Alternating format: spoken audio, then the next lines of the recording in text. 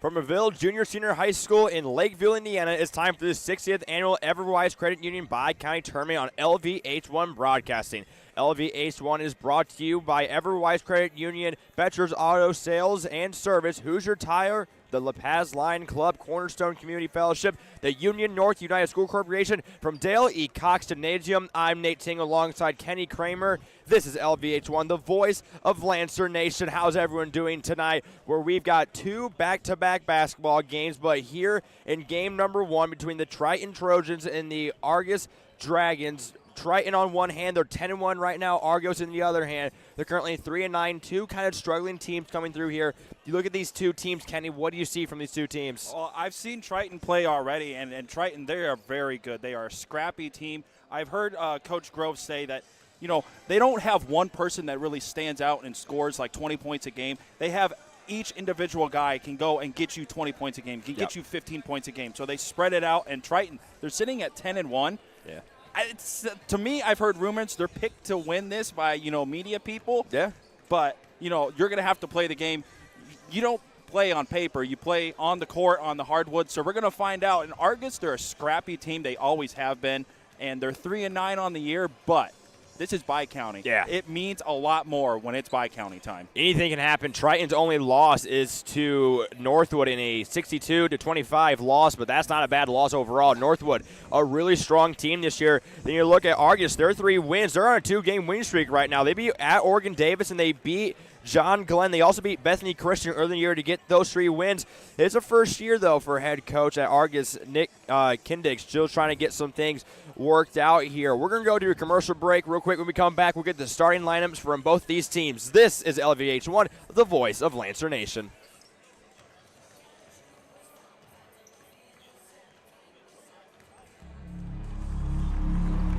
Some see a wrestling match. We see a 6-minute lesson in grit.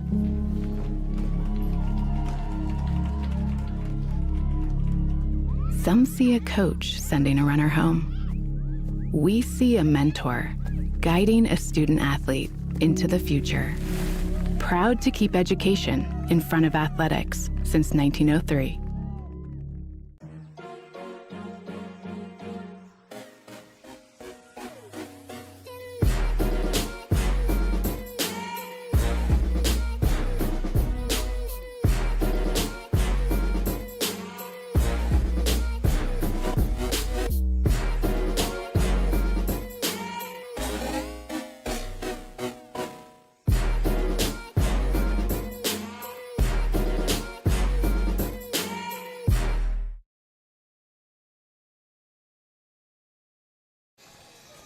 From LaVille Junior Senior High School in Lakeville, Indiana, you are here live for the Bicounty Tournament on LVH1 Broadcasting, home of the LaVille Lancers. But in the first game, you don't got LaVille. You're going to have Triton and you're going to have Argos in a tightly contested matchup for what a lot of people are expecting.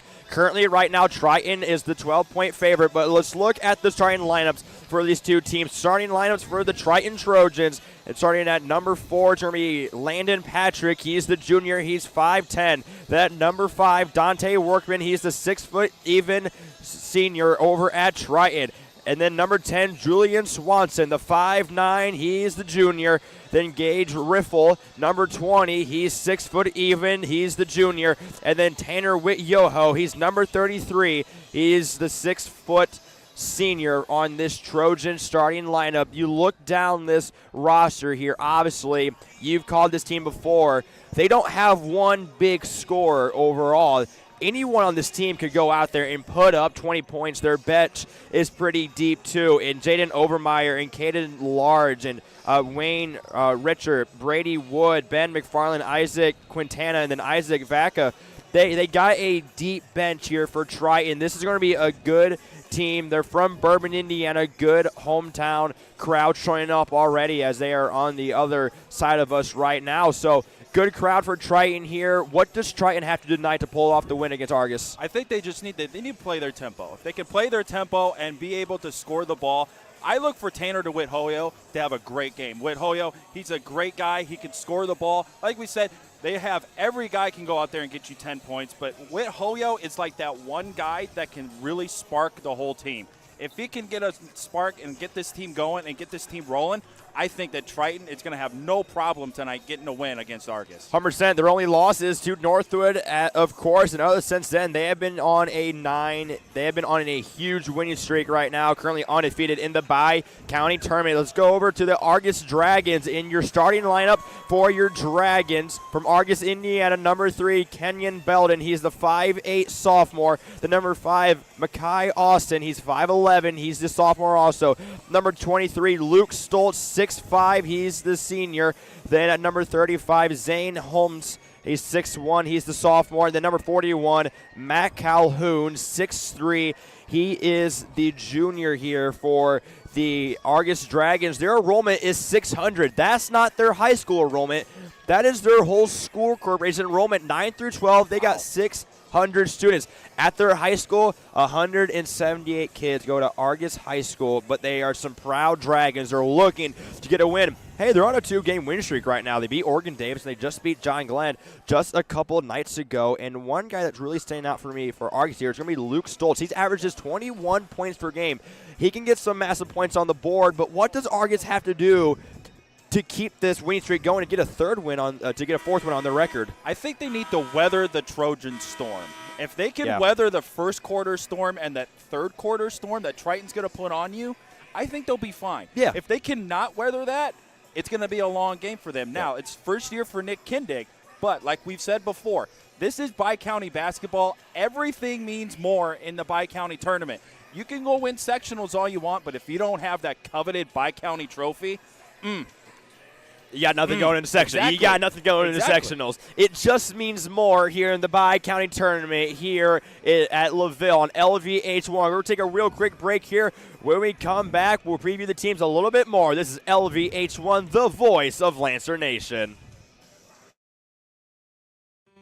Inspired by touch, by play, by listening and laughter.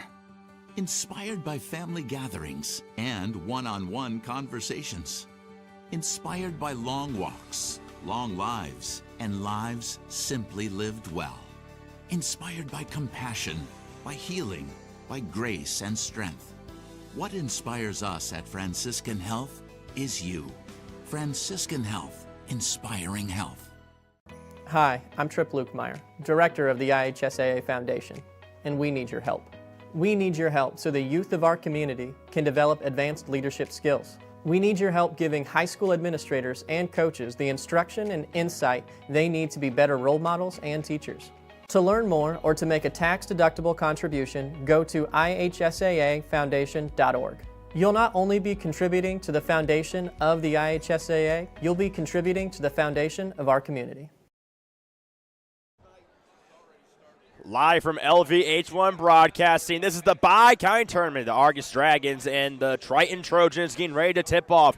Argos in the white, Triton in the blue. Betcher's Auto Sales and Service. Betcher's Auto Sale and Service is proud to sponsor LVH1 Broadcasting at LaVille Junior Senior High School. Best of luck to our student athletes, our student broadcast team, and go Lancers. And shout out to the Lancer Booster Club. They support student athletes in all sports all year round. It's proud to support LVH1 Broadcasting.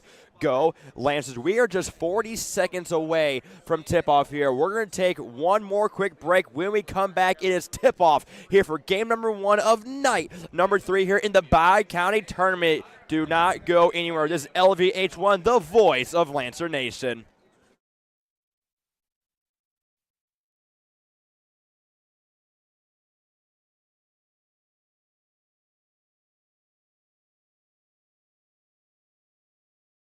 Seatbelt. As the seatbelt alarm continues to sing the song of its people, you roll your eyes. You're just going down the block, you'll be fine. You take a turn to the left, and that's when you see it. Just wear your seatbelt. It's an easy way to save your own life. The Indiana Criminal Justice Institute wants to remind you that choices matter. Click it to live it. The benefits of choosing a career in the union construction industry are truly limitless. Some of the things that I've worked on that I'm extremely proud of are some of the pipe racks that we just built for Eli Lilly. Yeah, there's a lot of different avenues to grow and to advance in your career. If you're a senior and college isn't for you, In the trades, there's so many opportunities. You get to work with your hands, you get trained for free, and the options are unlimited. You can do so many different things with this career. This is your IHSAA. This is your state. This is your high school. This is your athletic association. Fans, I'm IHSA Commissioner Paul Knighty, and we're here to make sure that all of this remains yours. This is your state. This is your community. This is your IHSAA. LVH1 is brought to you by Everwise Credit Union, Betcher's Auto Sale and Service, Hoosier Tire, the La Paz Lion Club, Cornerstone Community Fellowship, and the Union North United School Corporation. From Dale E. Cox Gymnasium, I'm Nate Ting alongside Kenny Kramer for game number 1 of the Bicounty tournament here at the boys bracket. It's the Argos Dragons taking on the Triton Trojans. Kenny, I'm going to bring you in here before the game. Final thoughts before we get this game tipped off. You know, I'm just looking forward to this. You know, I've been looking forward to this every year. This is the best time in January. There's no other tournament like this. Yep. The oldest tournament in the state of Indiana. You know, I say all the time, there's 49 states that, you know, it's just basketball. It's just basketball. But here in Indiana, it means more, and it means more here in Lakeville, here at LaVille, when it's Bicounty season. Welcome to Indiana basketball here on LVH1 as we just got the starting lineups for Triton, and we're currently getting the starting lineups from the Argos Dragons. For Argos, look out for number 23, Luke Stoltz. He's 6'5". He's the senior leader on this team. He's the guy to come out here and score 21 points a game. On the other side for Triton, not the same type of deal, but not the same type of deal you expect. Anyone can score 21 or 25 points a game on this Triton team. This head coach for Triton has so much confidence in his team. Anyone can score 21 a night, so it's so hard to pick and choose. Oh, this player's going to score 20. This player's going to have a good night, because you never know with these two teams. Great game on tap here between Argos and Triton. Here for the tip-off is Luke Stoltz for Argos, and then number 5, Dante Workman. He's a 6-foot senior for Triton. 8 minutes are on the clock. LVH1 Broadcasting is proud to bring you Bicounty tournament basketball. Tip-off is here. Welcome to Indiana basketball as Argos wins the tip-off. Push over, just across it, and early steal going up. Easy layup, good pressure set by Triton there. Landon Patrick was the early steal in a 4-court pressure set by Triton. And another steal, Workman again, put it up there again. A 2, easy 4 points, and a timeout is already called. The Argos Dragons, they need some time. We are just 20 seconds into this game, and what a start for Triton. You know, I said Argos has to weather the first quarter storm. Yeah. So far, they're 0 for 2. Man. And that's not what you want to see with 7:40 here in quarter 1, and you're already down 4-0. And it's Landon Patrick, the same guy for Triton. He already has 2 steals, he already has 4 points. He's 2 for 2 on his shots so far. Triton, they're already out of the huddle. And look at this, they're already setting up a 4-court pressure defense. Argos, they are just rattled right now. Head coach, 20 seconds into the game, calling the timeouts. Not the greatest look. See if they can break this pressure, though. Passing over here, trying to get it across the half-court line. They finally do with good ball movement. Double team is set. And it's going to be another steal. No. Retained by Argos. Puts it up there for the layup, and he's going to get that one to fall for Argos. Zine Helms with the easy layup is 4-2. Argos gets on the board. It's good to see Argos finally get on the scoreboard. Yes. Passing over to the corner. He has a wide open 3. Good if it falls. It will fall. Ice in his veins 3. Gage Riffle. The 6-foot even junior on this team. Argos breaking the pressure over in the corner. Contested 3. That one's not going to fall. Rebounded by Triton. We're going to go the other way here for the Trojans. Top of the key now, looking Nice little handoff pass here, still at the top of the key, over to the wing, open wing three, that one's not going to fall, rims out, rebounded by Triton, put it back up there. How about that? Triton number 33, Tanner Witt-Yoho, he's the 6'even" senior. And another steal, here comes Workman. He's going to pass it back out here at the top of the key, dribbles down low inside the paint. It's going to be called a foul for Argus. Landon Patrick already with 3 steals. Yeah. Patrick already doing the hard, dirty work for Patrick, but that's what he's known to do. He's a hard-working player. He's the junior, so he gets him for one more year. Pass it down low. It's going to be another foul on the Dragons. 2 quick fouls picked up by Argus.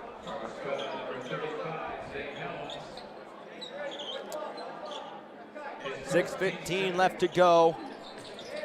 Pass it over in the corner. It's a wide open 3. That one's not going to fall right off the front of the rim, but good rebound. Gets his rebound, puts it back up there. It's Triton, Julian Swanson. 5'9", puts it up there. It's a 9-point lead for the Trojans.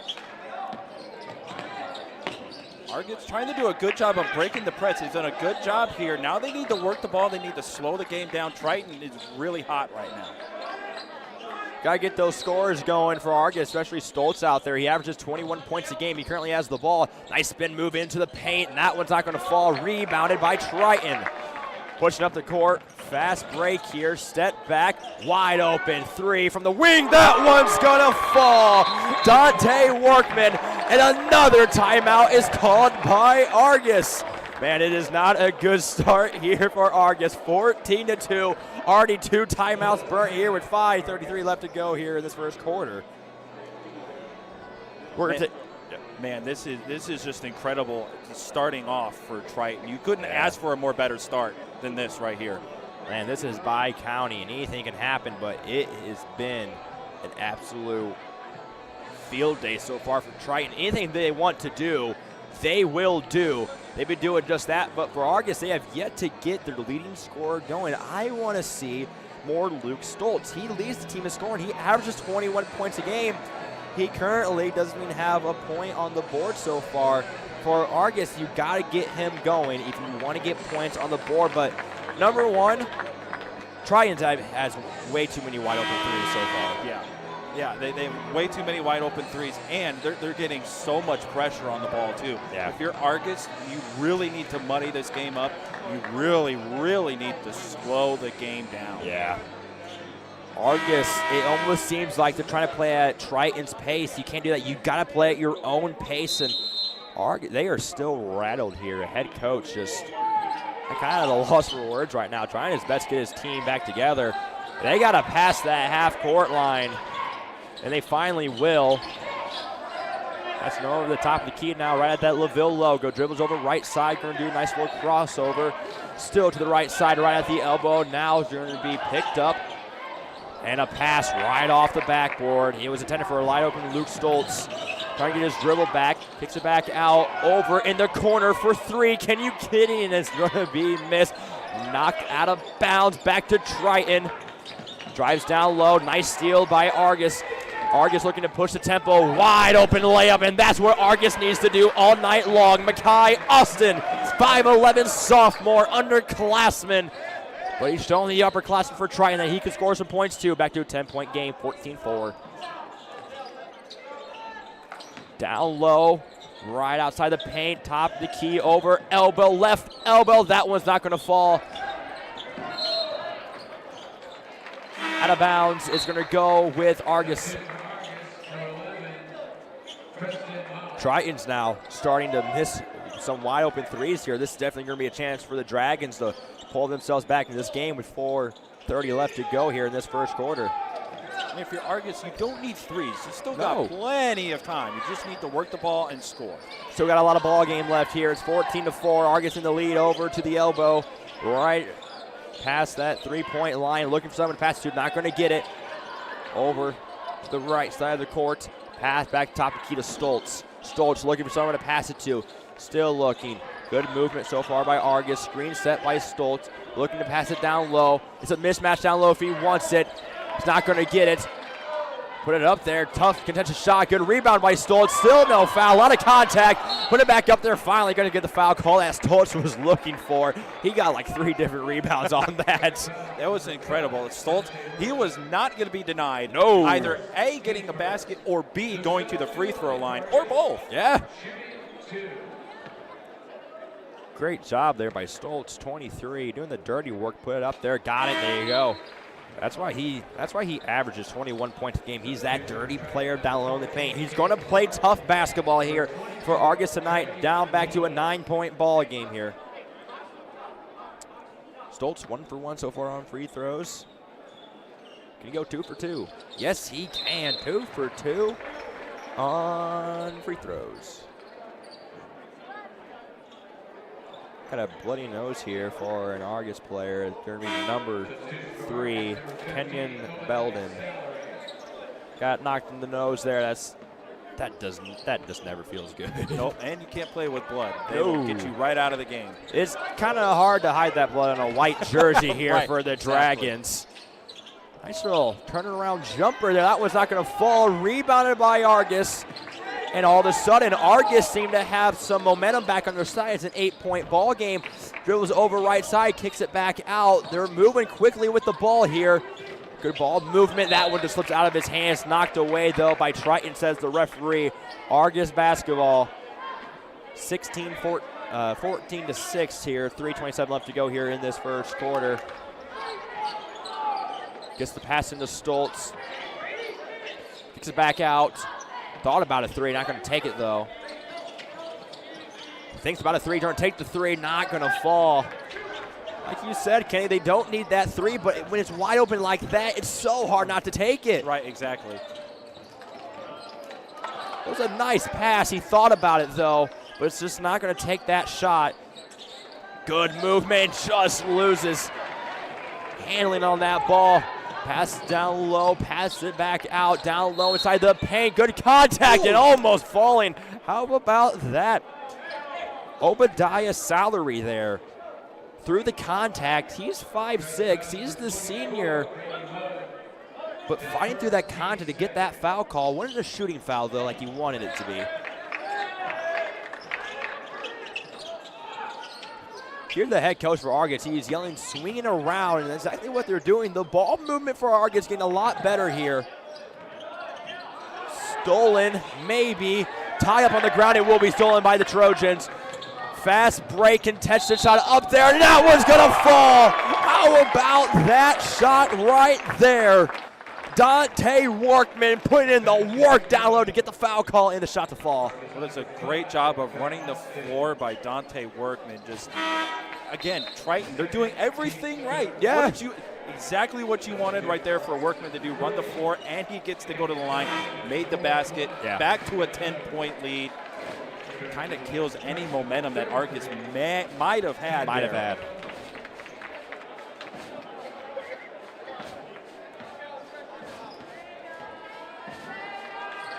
And he's going to get that one to fall. It's a 3-point play there for Triton. Dante Workman, senior leader on this team. Hard-working player for Triton.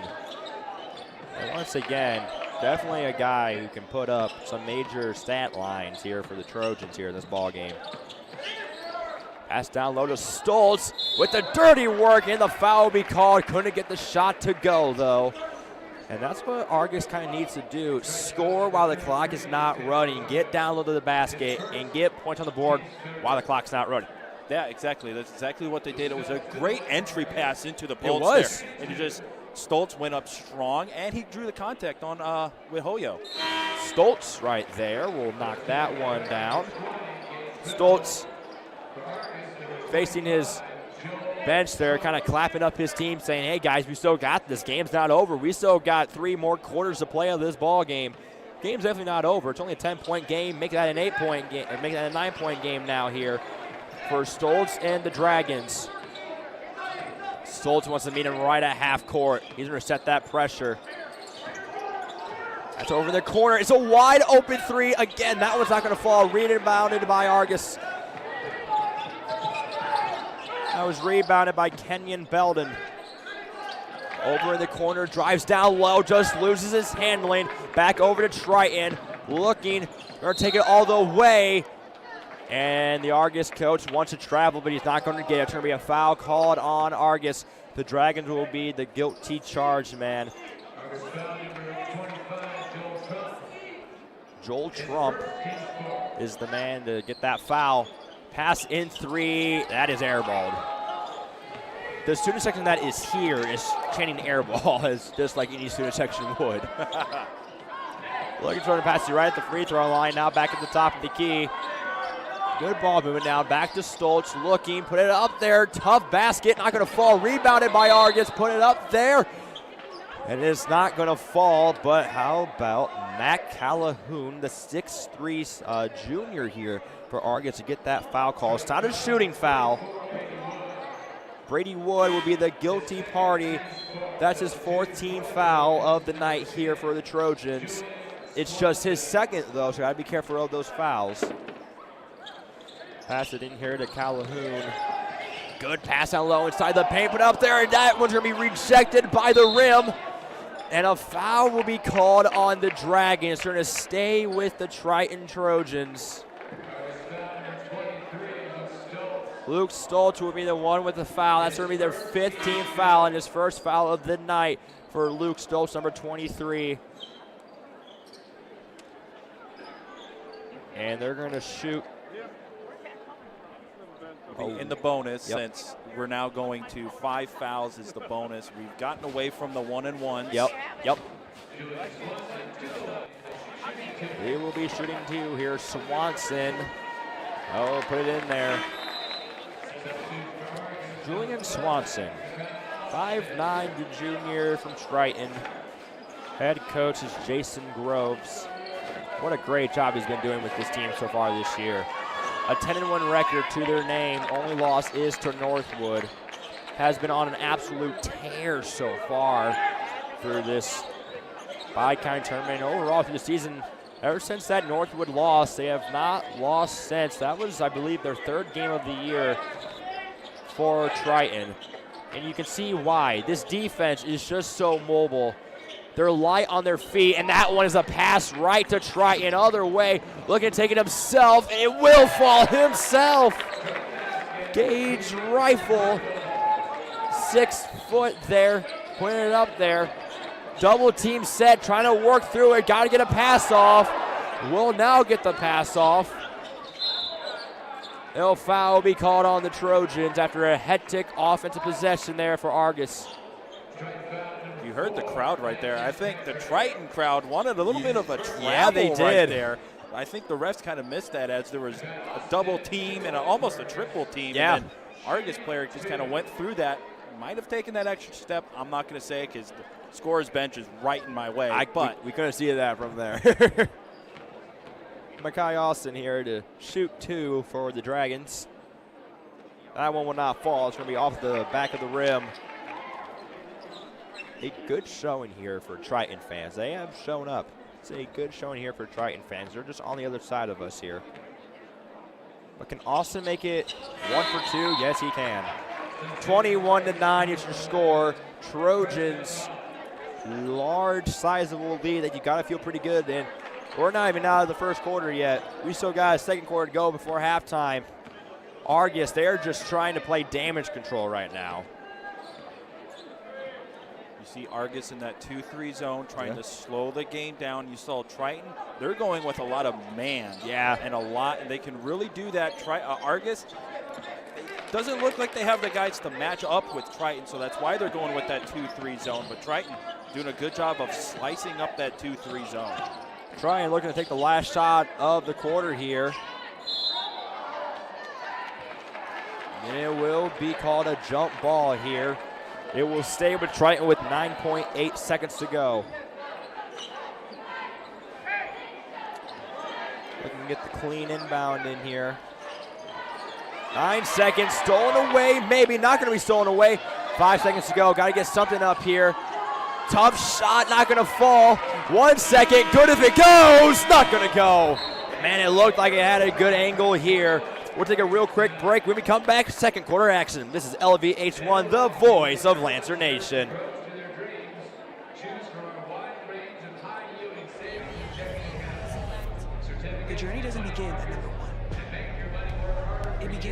anyone is watching. For all eyes are on you. It's the journey that made you number one. Every day one, it's the extra you give. Extra work, extra hustle, extra sacrifice. Now I'm doing a little extra. And neither one of us. The number one pick in the 2024 WNBA draft, the Indiana Fever Select. Some see a high school football stadium. We see the one place where the whole community comes together. Proud to keep education in front of athletics since 1903. From LVH1 Studios, Dale E. Cox Gymnasium, I'm Nate Tingle alongside Kenny Kramer here in a 21-9 ball game where Triton in the whole first quarter has just been able to absolutely control. Yeah, they really did. Argos had 7 turnovers in that first quarter. Triton with 3. So the turnovers, they're fairly close, but Triton in that first quarter put up a 21 number. Argos only with 9, but however, you've got to look, if you're the Argos coach, you've got to be somewhat happy about how your team responded after being down 4-0 right away.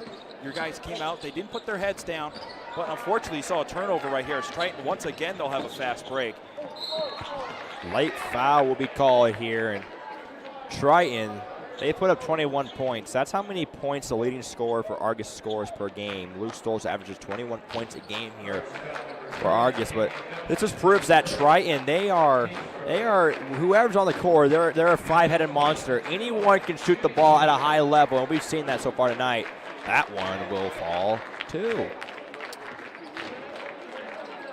Julian Swanson at the free throw line. The enrollment at Triton, 276 at Triton High School over there in Bourbon, Indiana. Pushing up the court here, looking at his back, looking for that Trojan that was quickly approaching. It will be Argos ball. And trying to get the lob, but it will work out somehow over to Austin, but it will be stolen again by Triton.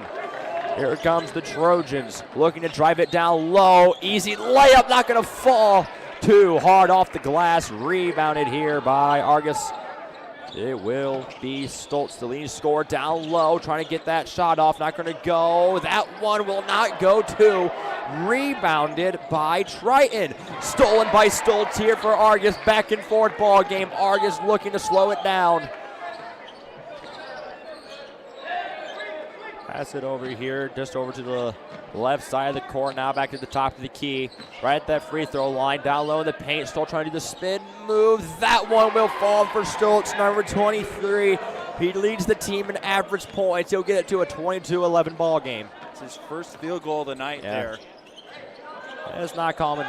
That's not common for Stoltz. Oh, he thought about that elbow three. He really wanted that one, but he wants top of the key three. That one's not going to fall.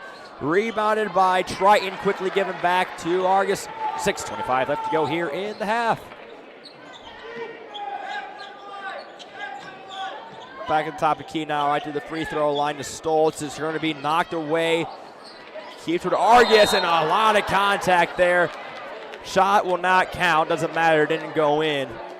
But man, jumping that high, laying right on his head there. It was a good job there by the Argos player. He went up, he faked the shot, got Gage Riffle to jump right over him and draw the foul. So great job there. Great heads up play there by Argos, drawing a foul, getting them in the first foul of the second quarter.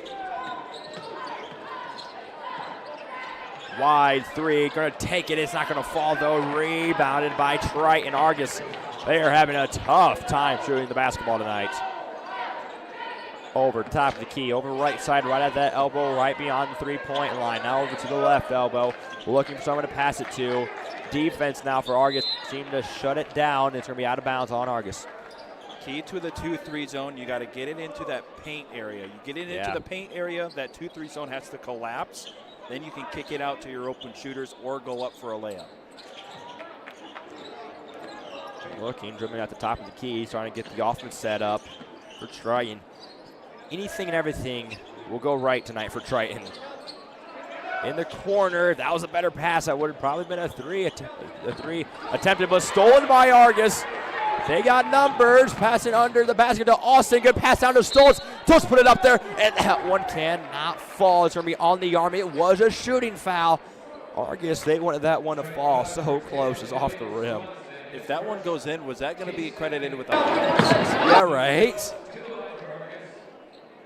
So a good assist here. How about this pass under the basket? Austin passes it back to Stoltz, and Stoltz puts it up there for the foul. That is really good ball movement there for the Dragons. Good heads-up play by Austin as Stoltz will knock that one down.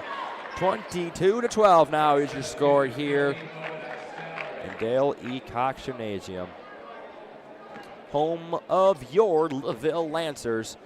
Don't forget LaVille coming up right after this game. It's LaVille and Bremen. Nice little rivalry there. Got a little rivalry going on there.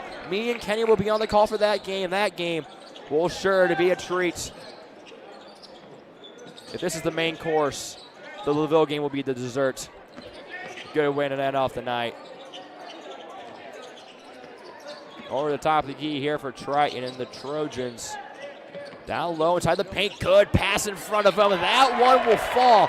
Man, great pass assist right there. And pass it over to Tanner Witt-Yoho with the good shot for the layup. It's 24-13. Argus, though, they're refusing to go away. Still in this ball game. It's only an 11-point game here. Stoltz, jumper. That one's gonna fall. 9-point game here. Triton 24, Argus 15 here. Gonna be a faster moving second quarter here. Pass out, corner three. He wants it. He will get it.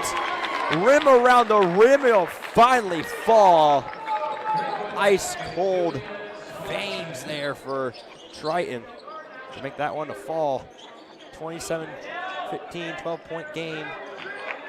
Over corner, right corner there. Pass it over to the wing. Now back at top of the key for Argus. Passing it around the perimeter here for Argus. Coach for Argus trying to get his boys to move, and they will just a little bit here. Salary will drive here. Kicks it back out over to Austin now.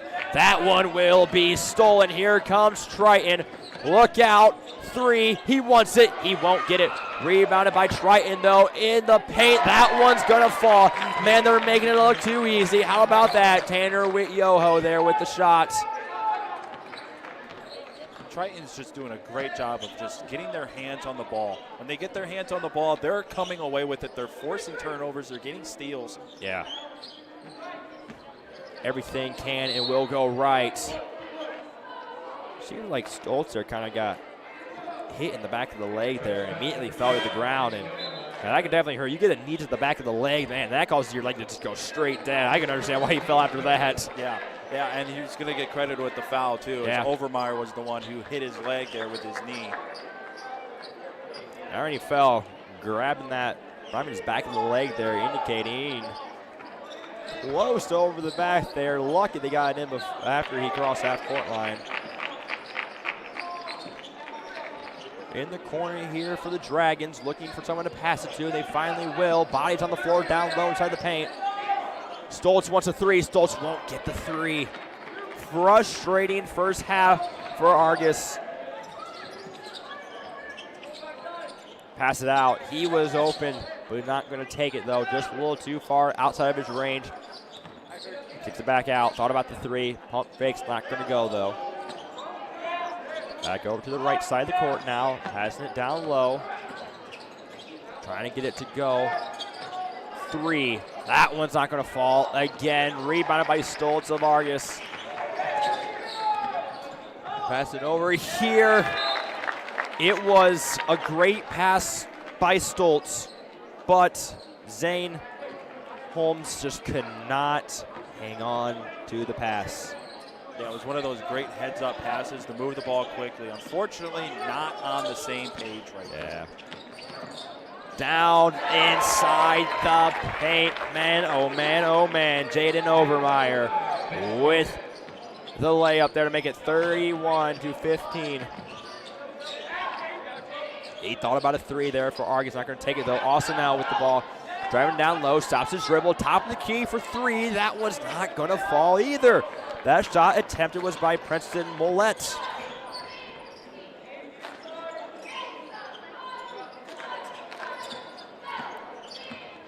Triton really wanting to work the ball right into the middle here. Is what Hoyo is the one who's been trying to carve up the defense right there, right at the foul line area, trying to get the ball right there so he can move the ball, distribute it out to his shooters. That one kicked right out of bounds. That one coming in fast. That was going right for LaVille Lancer that's currently sitting in the bench. One of the LaVille Lancers there kind of pounding his chest saying, woo, almost hit me in the head there. They can't get injured before the game, though. You try that ball game to play tonight. Put it up there. Argus thought that was a clean block, but refs say otherwise. It's a foul called on the Dragons.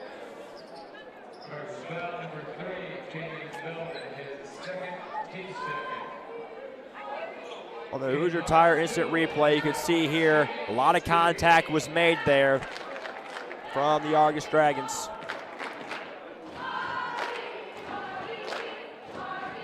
That one will fall. The student section here for Argus trying to make as much noise as they can. You can see them there.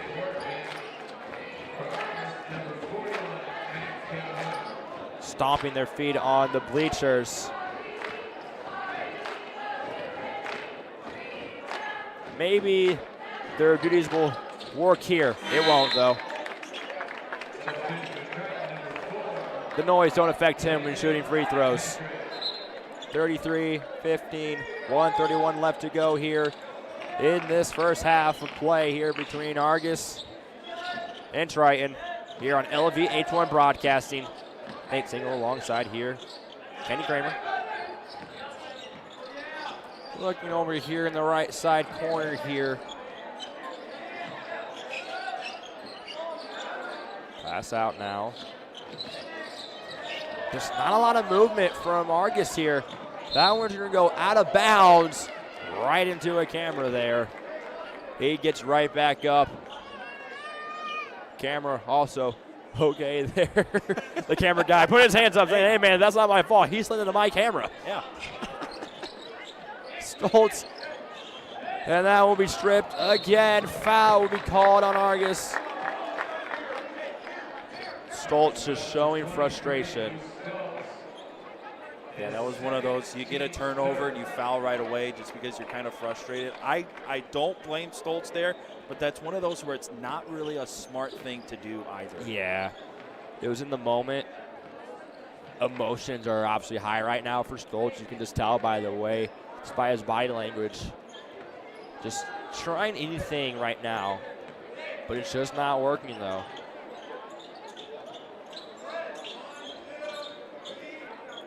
.37 seconds to go here in the first half of the Bicounty tournament.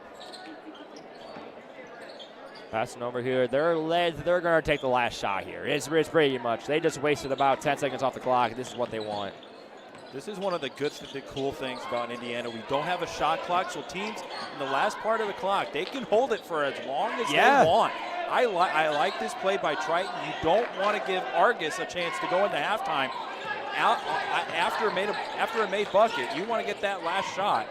Driving the hoop, shot not going to fall. Rebounded by Argus. He's got 2 seconds, trying to put something up. He's not going to take it though. Stoltz just saying, hey, I'll take this one into halftime. At halftime, it's a lopsided affair, but game's never over just yet. Triton in the lead over Argus. 33-15. We're going to take a halftime break here. This is LVH1, the voice of Lancer Nation. I'm Dwight Freeney, and my friend Eli is alive today because someone said yes to organ donation. When Eli was 12 years old, he received a liver transplant that saved his life because someone just like you said yes to organ donation. Say yes to being an organ donor next time you're at the BMV and give someone in need a second chance. Like me. Hey, Indiana, let's clear the air about vaping. Glue, rat poison, paint. We all know these products contain poisons like formaldehyde, arsenic, and lead. And these are just a few of the chemicals you'll find in e-cigarette vapor. Let's clear the air, Indiana. Don't puff this stuff. Visit don'tpuffthisstuff.com to join the fight and spread the word.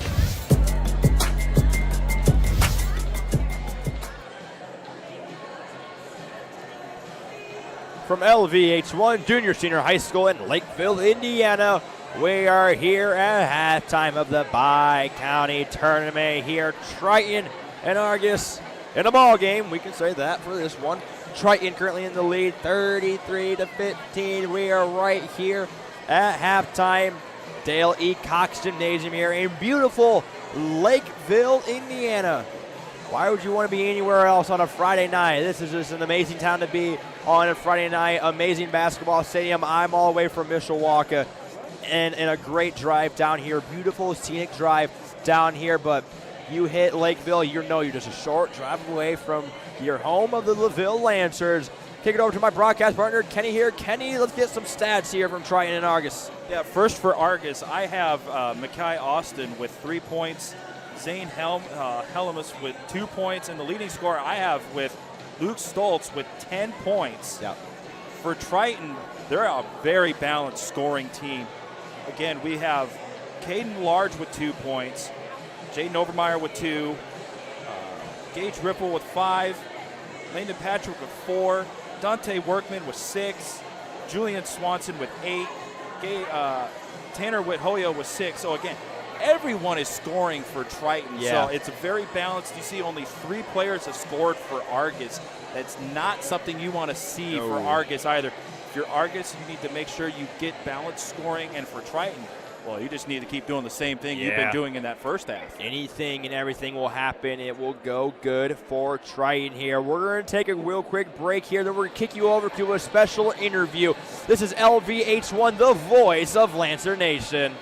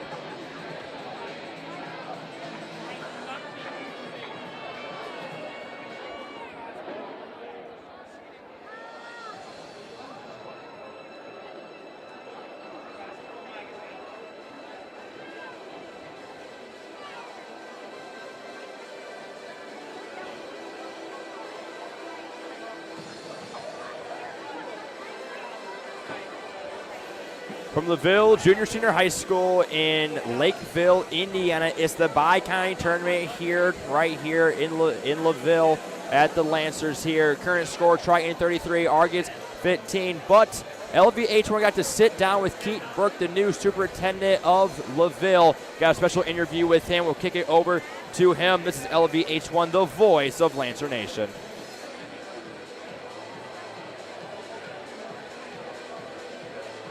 So to start with, where are you from? Originally from Vincennes, Indiana, from southern Indiana. Vincennes Lincoln High School. Were you involved in sports or extracurriculars at school? I was heavily involved in football and track. Did a lot of weightlifting as well, but football and track. Football and track were something that I excelled in. Father was a football coach, and mother was involved in the school system, so athletics kind of was something I had to do. And my dad also was the head track coach, so I love baseball, but with your dad as a head track coach and you excelling in football, I chose track. So I think it was the right decision for me at the time. What were the important lessons you learned from high school athletics? Teamwork. I'm really big on people working together. We're always stronger as a group than as one, and it taught you how to work with others and how to trust others. I thought it was awesome as far as preparing me for my future. What college did you attend, and what was your college plan and life goal? Well, I attended Western Kentucky University. My college plan initially and my life goal, I knew exactly what I wanted to be, a psychiatrist, and after about 6 months of college, I knew exactly what I didn't want to be, and that was a psychiatrist. So it was a thing where you find out through experiences what you like, and I did go ahead and get a psychology degree initially, and then went back and got a teacher certification. But it was a major in psychology, and ended up teaching social studies in high school. So went back and did that, and really liked that. What kind of injury did you get to end your football career? And how did that change your plans for your future? Yeah, I played Western Kentucky and had a major knee injury going into junior year. Had destroyed literally every ligament in my knee and messed it up. So it's pretty bad to the point where I couldn't pass physical again, so couldn't play anymore. So it was again, it taught me, number one, that there's more to life than sports, and that you have to be well-rounded. It also, again, lets you know that yes, you can have a disappointment. You can have something that really, really brought you down, and that you can come back from it. Because I will tell you, it was emotionally, it was really tough to know I wasn't going to get to play again.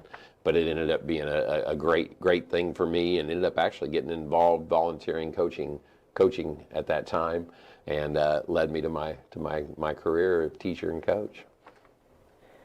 What made you go into education after your football career ended? Again, family of educators. And my dad and mother, we may not have always been the wealthiest people around, but we had what we needed. And my dad made a difference in kids' lives. And that to me meant a lot to me, and it's what I wanted to do. I wanted to have an opportunity to influence the youth in the future and give them opportunities to succeed. Okay. Where did you start teaching at? I started in Kentucky. After I got out of college, I taught in Madisonville, Kentucky, and Paducah. So down in Kentucky, started there, and then transitioned to Indiana after a couple years. And I was the youngest at the time. They didn't have 6 classes in football; they had 5, and I was the youngest 5A head football coach in the state of Indiana. So had an opportunity at Broad Ripple High School and took over that, and then kind of progressed through the rest of my career as an athletic director, assistant principal, and then superintendent. What made you want to go from a teacher to a superintendent? I had no interest in going to a superintendent. Again, it was a situation where someone saw something in me that I didn't see in myself as far as leadership, and they was a superintendent at IPS at the time, Dr. Pat Pritchett, and he encouraged me to apply for an assistant principal position. I did well in that, and then, like I said, moved into the principal position after a couple years as assistant principal, and just kind of progressed. Started learning more about education and leadership, and just had the opportunity to continue to take classes and receive my EDS degree, which is everything but your dissertation. So I haven't written my dissertation. I'm still questioning whether I will or not. You don't have to be a superintendent, but it's a situation, again, when you're in the top position in a school corporation, you can influence what goes on, and my goal is again to help students get what they need to succeed. Would you recommend working in education to students? Absolutely. Again, there's no better profession. You have the opportunity, again, to work with kids. You have the opportunity to influence the youth in the future and to give them opportunities to succeed. There's no better job in the world. What was the most important thing you learned as a classroom teacher during your career? I would say if first you don't succeed, try again. Because when I first started teaching, some of my lessons were flops. And just know that you have to continue to work hard to hone your skills, and the first year is always tough for a teacher, but you have to continue to build those relationships and work on again, you hone your craft of being a teacher and engaging students and getting them involved. But the first year was tough. It was really tough.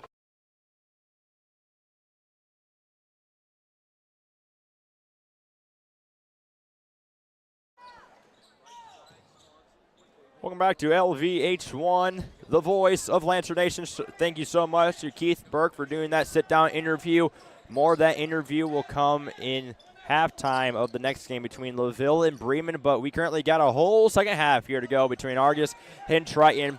While you were away, Triton hit a wide-open 3 to open this one up. And with that one, Stoltz will put it up for a layup. 36-17 is the score here. 6:35 left to go here in the third quarter. Corner three. That one's not going to fall. Almost, though. Right there. Down low to the paint. It will stay with Triton going off of Argos. Gage Riffle again hitting another wide open three. That was his first made three in 4 attempts in that first half. So good to see him getting back on that scoring pattern. Top of the key here for Triton. Gonna dump it off here for a pass. Right at the top of the key. Now over.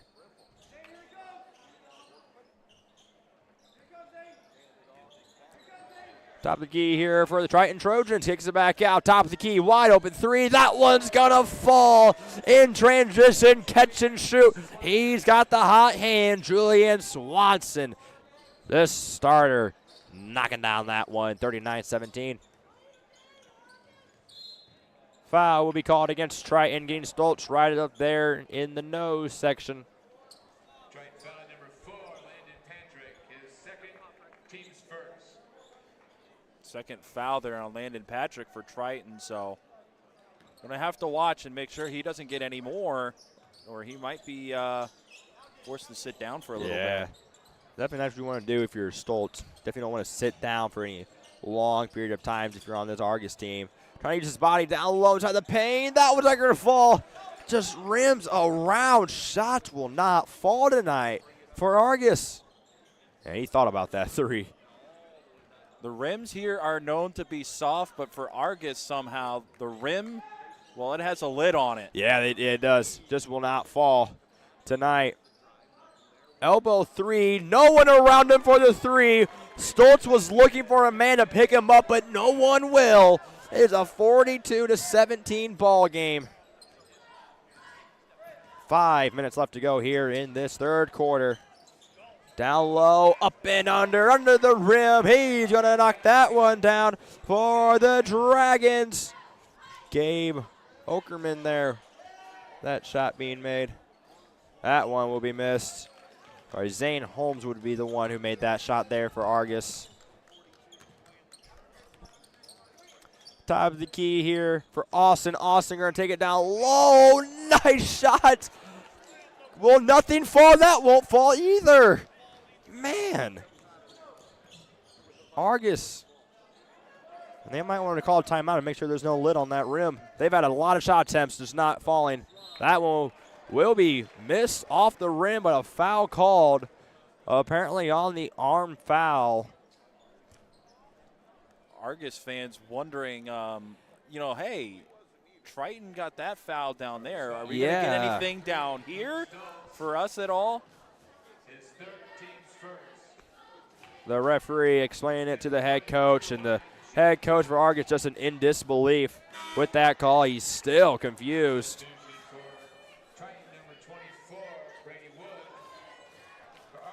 And that's a big foul, too, because that's on Stoltz. And now he's forced to sit down, so he's still in the game. So if he picks up one more, though, he's going to probably have to sit down for a while. That one not going to fall there for Triton.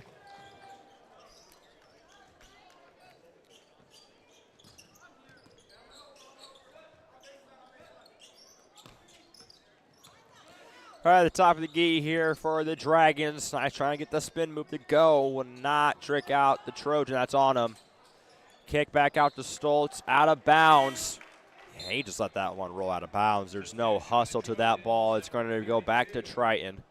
I don't know if Stoltz thought that was tipped by Triton. Yeah. Or if he just didn't hustle to the ball like he said. I mean, it was one of those where even if it was tipped by Triton, the ball's right there in front of you. Yeah. You got to go get it. You got to go get that ball. And when the referee made the call, he didn't really show any disbelief in that one. He just said, okay, move on. Yeah. It's another shot for Triton, though. It's 44-19. Well, before the game, Kenny, you said in our pregame show, you said this is either going to be a game that's going to be close or it's going to be a game of a blowout. And the second one came true here. And the shot will not count, as it did go in finally here. But it's not going to fall here. How about this? The LaVille student section, They got their own ESPN here. They got 3 hosts here. And that's awesome.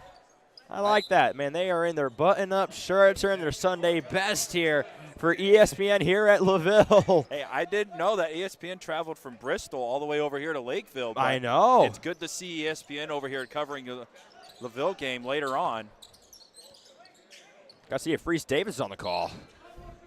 That shot will come after the foul was called. So it's going to be a foul called, a pushing foul there on the Triton Trojans. It's only his 3rd foul of the night, though. Got to be careful. Going into foul trouble now. It's their 3rd team foul of the night. No shots, obviously. It was not a shooting foul. They're not in the bonus yet. Stoltz not going to fall. Nothing going. But for Triton, everything will go right tonight for the Trojans.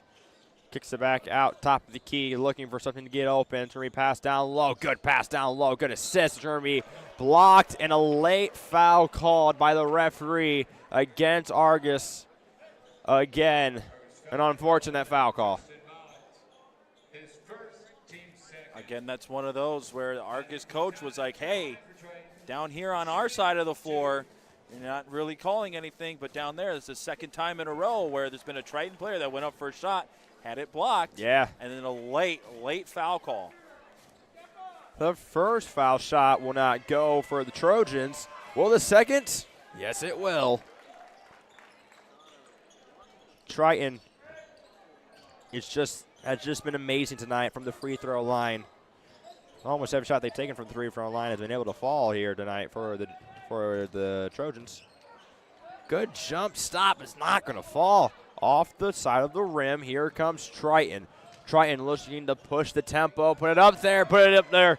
Nice little layup there, Dante Workman.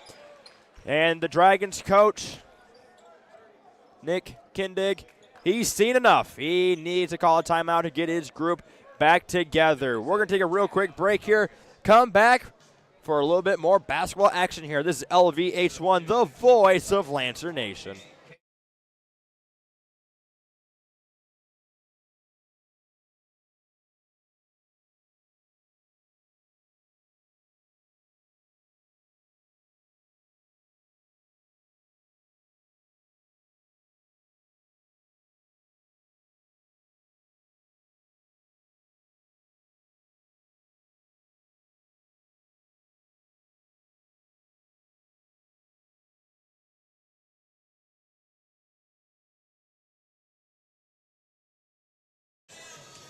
Dale E. Cox Gymnasium is the home of the LaVille Lancers, but home for the Bicounty tournament tonight. Argos, Triton in a ball game right now. Triton up 47-19. They got that 28-point lead. Just locked in foul. And no, it will go against Argos here.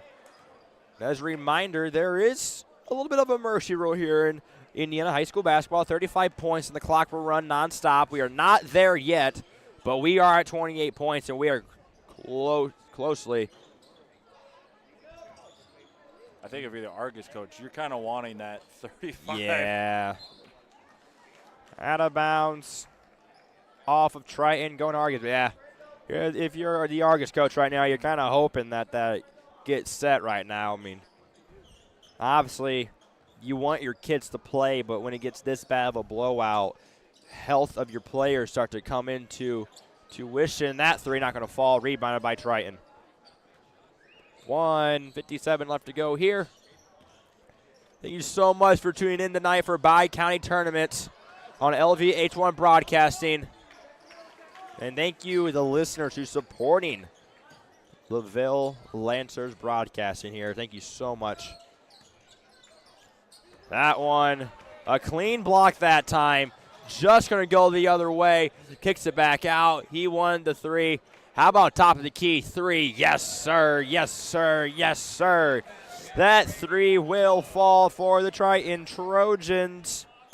Isaiah Vaca there with the three, the fall. 31-point ball game. 1:14 left to go here in this third quarter. Long three. That's airballed. going back to Triton.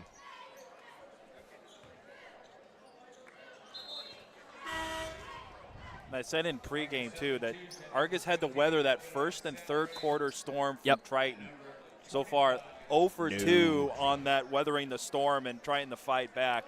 But I'm still liking what I'm seeing from Argus. Even though they're down by 31 points, they haven't just said, hey, just go ahead and beat us by 100. They're fighting on defense. They're fighting on offense. But so far, you've seen the better team. Yeah. Absolutely control the game. That's Triton. 50 seconds left to go here in this ball game, in this third quarter. It is a 52-19 game, stolen by Triton. They have numbers if they want them. Right there under the basket. Kicks it back out for the three. That's not going to fall. Rebounded, though, by... Bodies on the ground here. Will be rebounded by Argus. 21 seconds to go. Argus going to slow it down here. Take it slow. Take it easy. You got 14 seconds left to go here in the third quarter. Do you want the final shot? They're not going to get the final shot, though.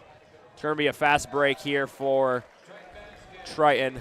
That basket will be good. 35-point lead now. Long three. That one will not fall. Well, we have hit the fourth quarter here. Now with this being the 35-point lead, this will be a running clock from here now on here in this fourth quarter. We're going to take one last quick break here. When we come back, fourth quarter action. This is LVH1, the voice of Lancer Nation.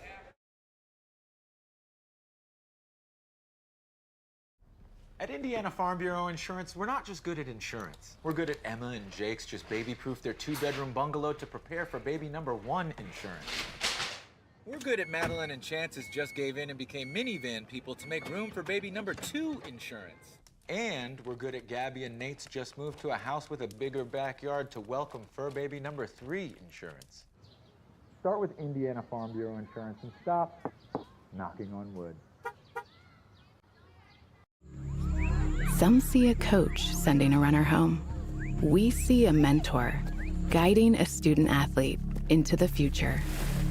Proud to keep education in front of athletics since 1903.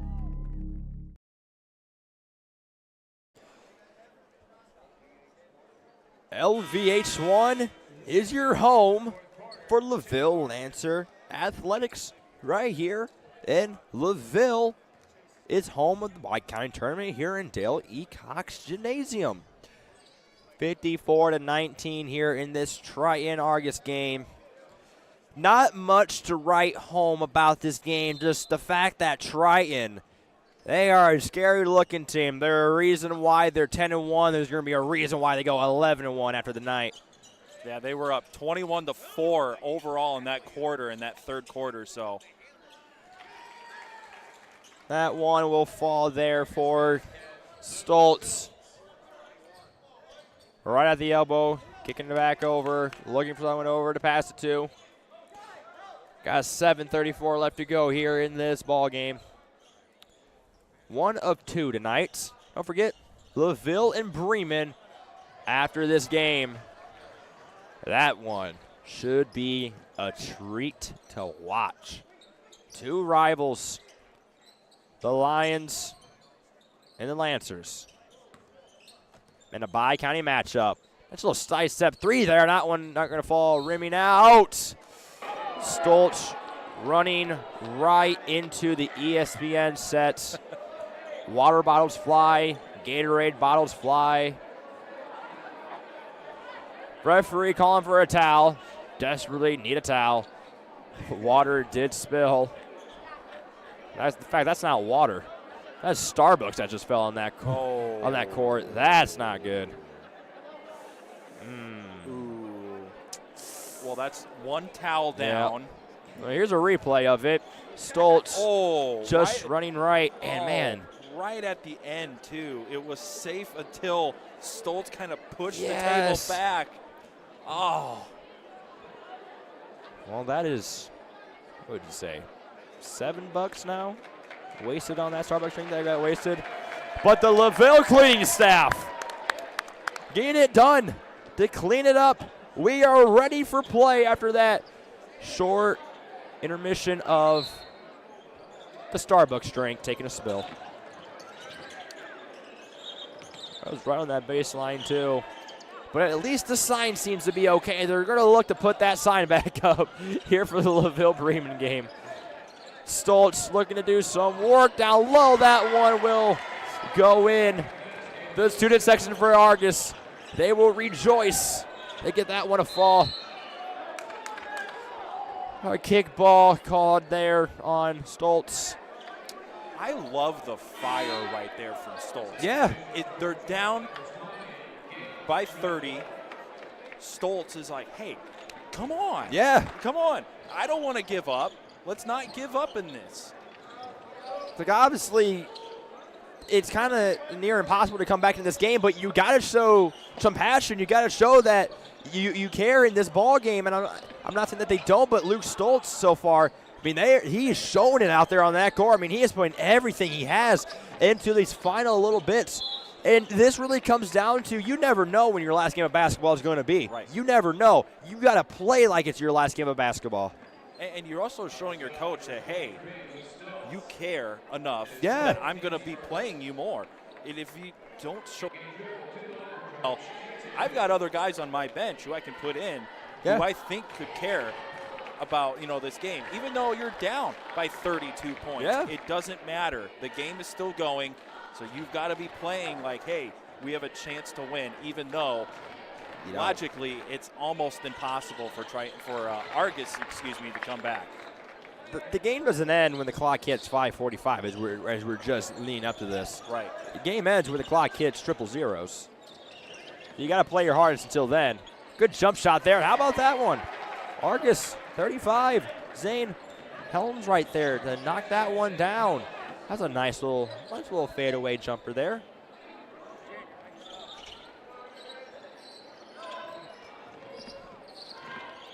All right, at the top of the key here for the Trojans. Kicks it over to the right elbow. Driving, looking for a lane. Not going to get the lane. Shut down by the Dragons. Screen set. Reverses court. Looking for someone to pass it over to. They finally will right there at the right elbow there for Triton. A lot of passing here for Triton. They're trying to waste as much clock as they can. Good pass down low. That's a mismatch every single time. Jaden Overmeyer with the shot there and the layup. Just got behind his guy, make it 58-25. Stoltz, good spin move down to the basket, not going to fall. Triton now with the ball. They control the tempo. He thought about the three, not going to get it. Good pass around the body there of a Dragon. He'll drive it down low, and that one's going to fall. Foul called on Luke Stoltz, and they will get the bucket to fall. At Calhoun will be the guilty party on this call. You see the replay there. He's got too much contact there for the referee's liking. It is 60-25 here for the Trojans in the lead. The Argos cheerleaders and student section still trying to make some noise here.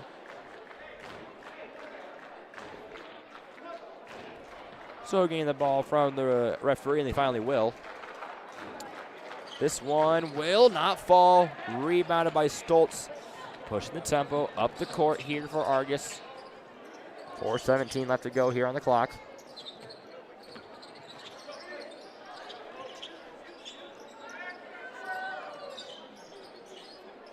Top of the key here. Right at that three-point line. Austin now trying to make a quick drive to the basket. It's not going to go. A lot of pressure there for the defense of Triton. He thought about the three. He's just not going to take it, though. Stoltz wanted that three. Again, not going to take it. And the foul will be called. Luke Stoltz will be headed to the line to shoot two. It was a shooting foul, so he will be able to shoot two in this one. And you're seeing so much pressure by the Triton defense here. As see the replay here as Stoltz tries to drive in, does a great job of going up strong, drawing that contact, going to the line. That one will not fall. 3:48 left to go. Don't forget, right after this game, we have one more game on tap here, and that game should be a good one. How about you got LaVille, and how about you have Bremen coming in? How about two rivals on a Friday night? How about in the Bicounty tournament where everything just means more? I mean, it doesn't get any better than that. Don't go anywhere. LaVille, Bremen coming up after this ball game. But we still got this Triton Argos game to get through, though. At the top of the key here for the Triton Trojans, back over in the corner, dribbles down low, nice jump, stop, shot will fall. Good jumper there. The Triton Trojans to get that one to fall. Brady Wood with the shot there. 3:13 left to go here in the ball game. Subs coming in, about to come in for Argos here. Jumper three, that one's gonna fall. Good shot attempt there. Zane Helms to get that one to fall. Substitutions are coming in. And take a look at this shot from the Hoosier Tile replay. Dribbles around the screen to knock that shot down. What a great shot there. As we get a full timeout here with 2:57 left to go. We're going to take a real quick break here. When we come back, the end of the fourth quarter is coming right up. This is LVH1, the voice of Lancer Nation.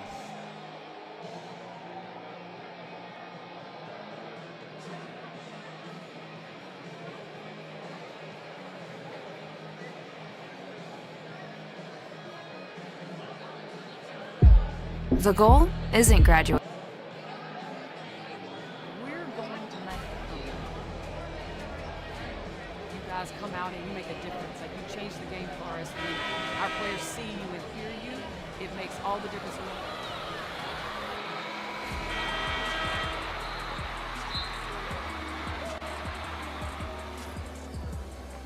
We have the vision of great things. And give us a chance to show you again that we're moving in that direction.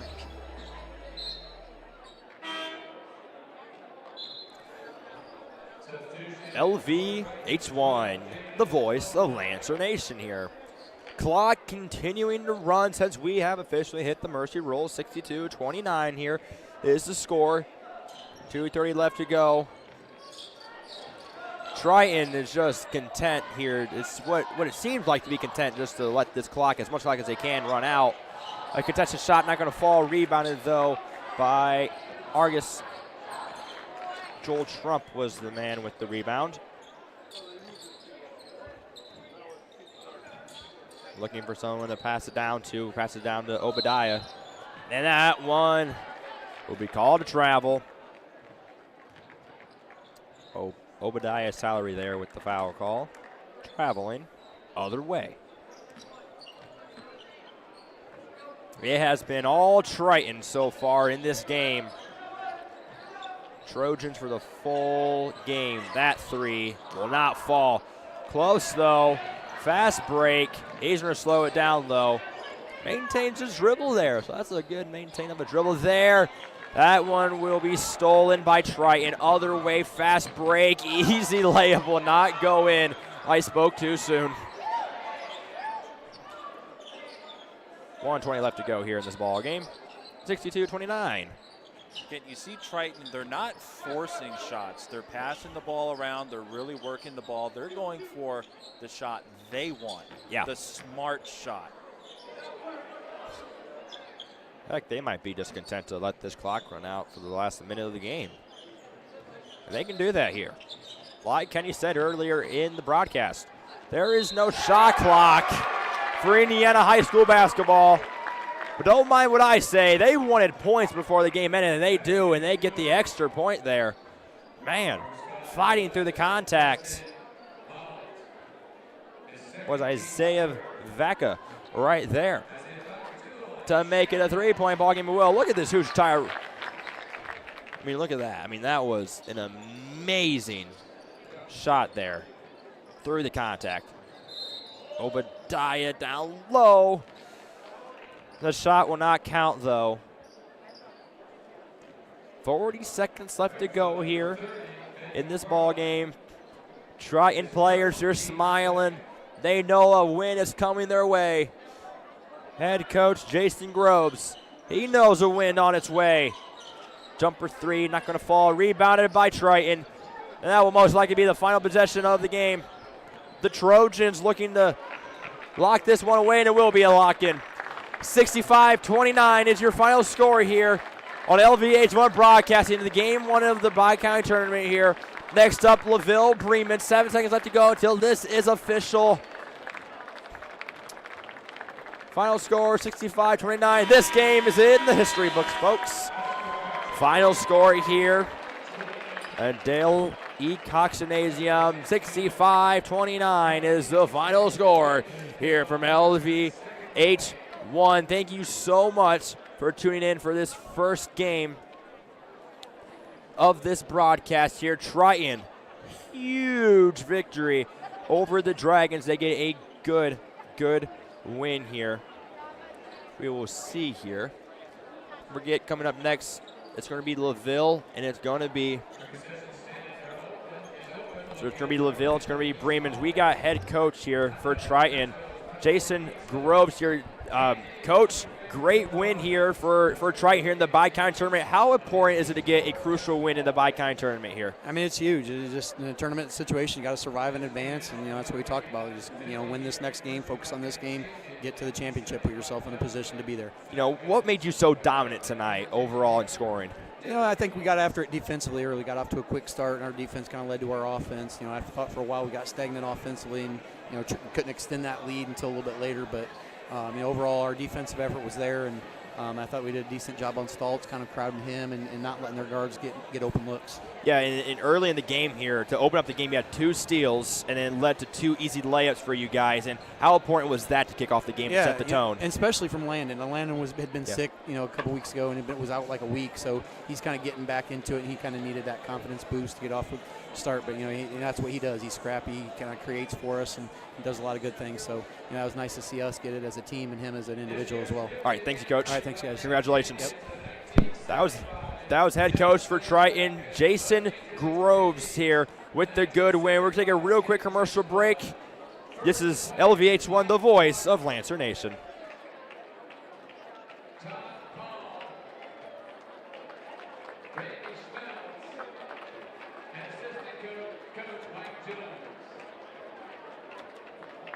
Some people see a huddle in the locker room.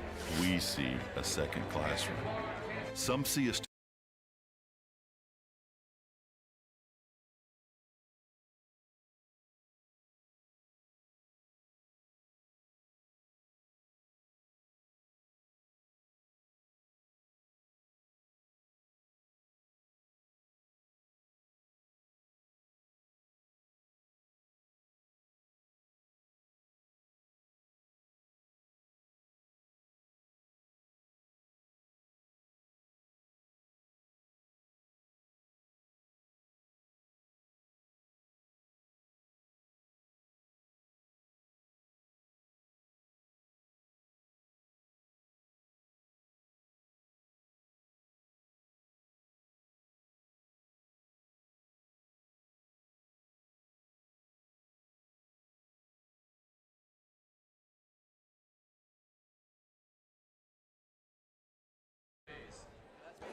Game 1 is over here tonight as you had a big victory here for the Triton Trojans. Right from tip-off, it was just all Triton all day long. Kenny, let's get some stats there, though. Triton, they lit up that scoring chart.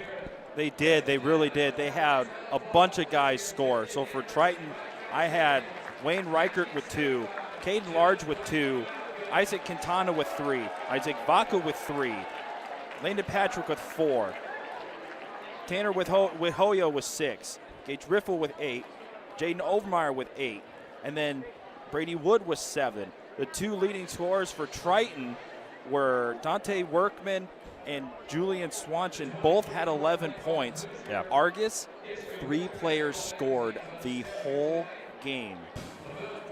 Makai Austin with 3, Zane Holmes with 9, and the leading scorer tonight for Argus and in the ball game was Luke Stoltz with 17 points. Unfortunately, with 3 people scoring, that's not enough to get it done. No, not at all. This was just all Triton, all game long.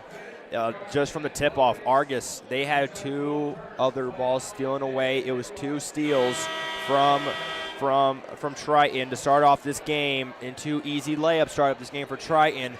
And ever since that, it was wide open, hardwood court.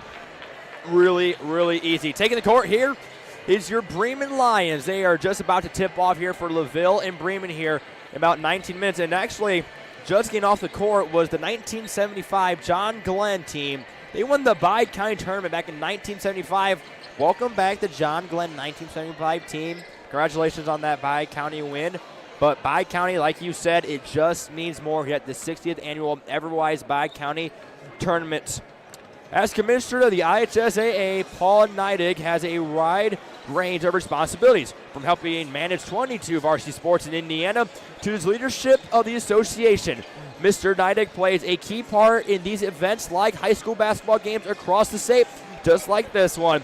LVH1 was lucky enough to sit down with Commissioner Neidig earlier this month as he shared his journey through athletics, his role as commissioner, and his vision of the future of the IHSAA. Now to Neidig for that interview.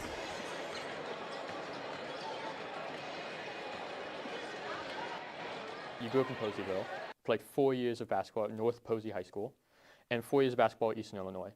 It's safe to say that sports have been a big part of your life from an early age. How meaningful were your experiences in athletics growing up? Well, I would just simply say that my experiences in sport have allowed me to achieve what I've been able to do in this life. And then sitting in this seat wouldn't have happened if I wouldn't have had a transformational coach that challenged me to see a vision of myself and of the future that I could see for myself. And without that experience in high school sports at North Posey High School, I wouldn't be doing what I do today. And so that only then was continued with my time at Eastern Illinois University. Again, it's a time to learn, time to grow, and it's a time to dream about what you want to do the rest of your life. And sport allowed me to do that. Where'd you get your motivation to pursue education as a career? Well, my mom was a teacher. She was a first grade teacher. My grandfather was a chaplain. My father was a state trooper, and so public service was part of our family the entire time I grew up. And so public service is something that I wanted to do. And I originally looked at another path, more around the engineering phase of things, but then I just knew that my calling was to coach and to teach, and so that's what I did at Evansville Central High School, and I was in the classroom for almost 17 years before I branched out and did a few other things. Your path of education has hit nearly every rung of the ladder, from teacher and assistant coach to assistant athletic director and technology director. Why did you challenge yourself with new positions and responsibilities throughout your career at Evansville Central? Well, I think everything just kind of happened naturally. I never have said that this is where I want to be, this is my end game, this is the job that I want to have. Everything just kind of presented itself. I've always believed that you just do the best that you can with the job that you have today, and good things will happen from that. And I think that's kind of the way my career has gone. It's, I was started in the classroom, and I coached basketball, and I did a little bit of everything. But I tell you, I really started learning a lot when I became a high school athletic director, and I will say today that's probably one of the best jobs that I've ever had. And they've all been great jobs for me, but I love being a high school athletic director, and it was a phenomenal start for me. And then obviously people saw that I could to do different things and gave me other opportunities, and I hope that I did each one of those with a lot of excitement, enthusiasm, and passion. From Evansville to Indianapolis, what led you to athletic administration outside of your high school and more active involvement in the association? Well, I've been around this association for 20 years. I was originally a board member, actually 23 years. I was originally a board member for the association, and that allowed me to see a vision different than Evansville, Indiana. I got to see how the entire state operated. And I never really had a desire to be anything but a board member, but finally a position here opened up, and I decided to go ahead and put my name in it, and I was able to become the assistant commissioner, and I oversaw boys and girls cross country, basketball, boys basketball, and track and field, and learned a lot. And then when Commissioner Emeritus Cox decided to retire, I had an opportunity to apply for and was awarded the job here as commissioner. And again, that's been 5+ years ago now, and I'm really excited and be grateful I was able to do that.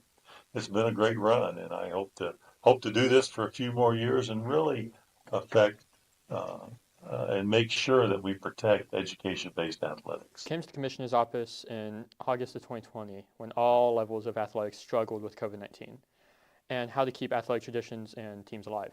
How challenging was the first year of your tenure, and what did you learn from that time?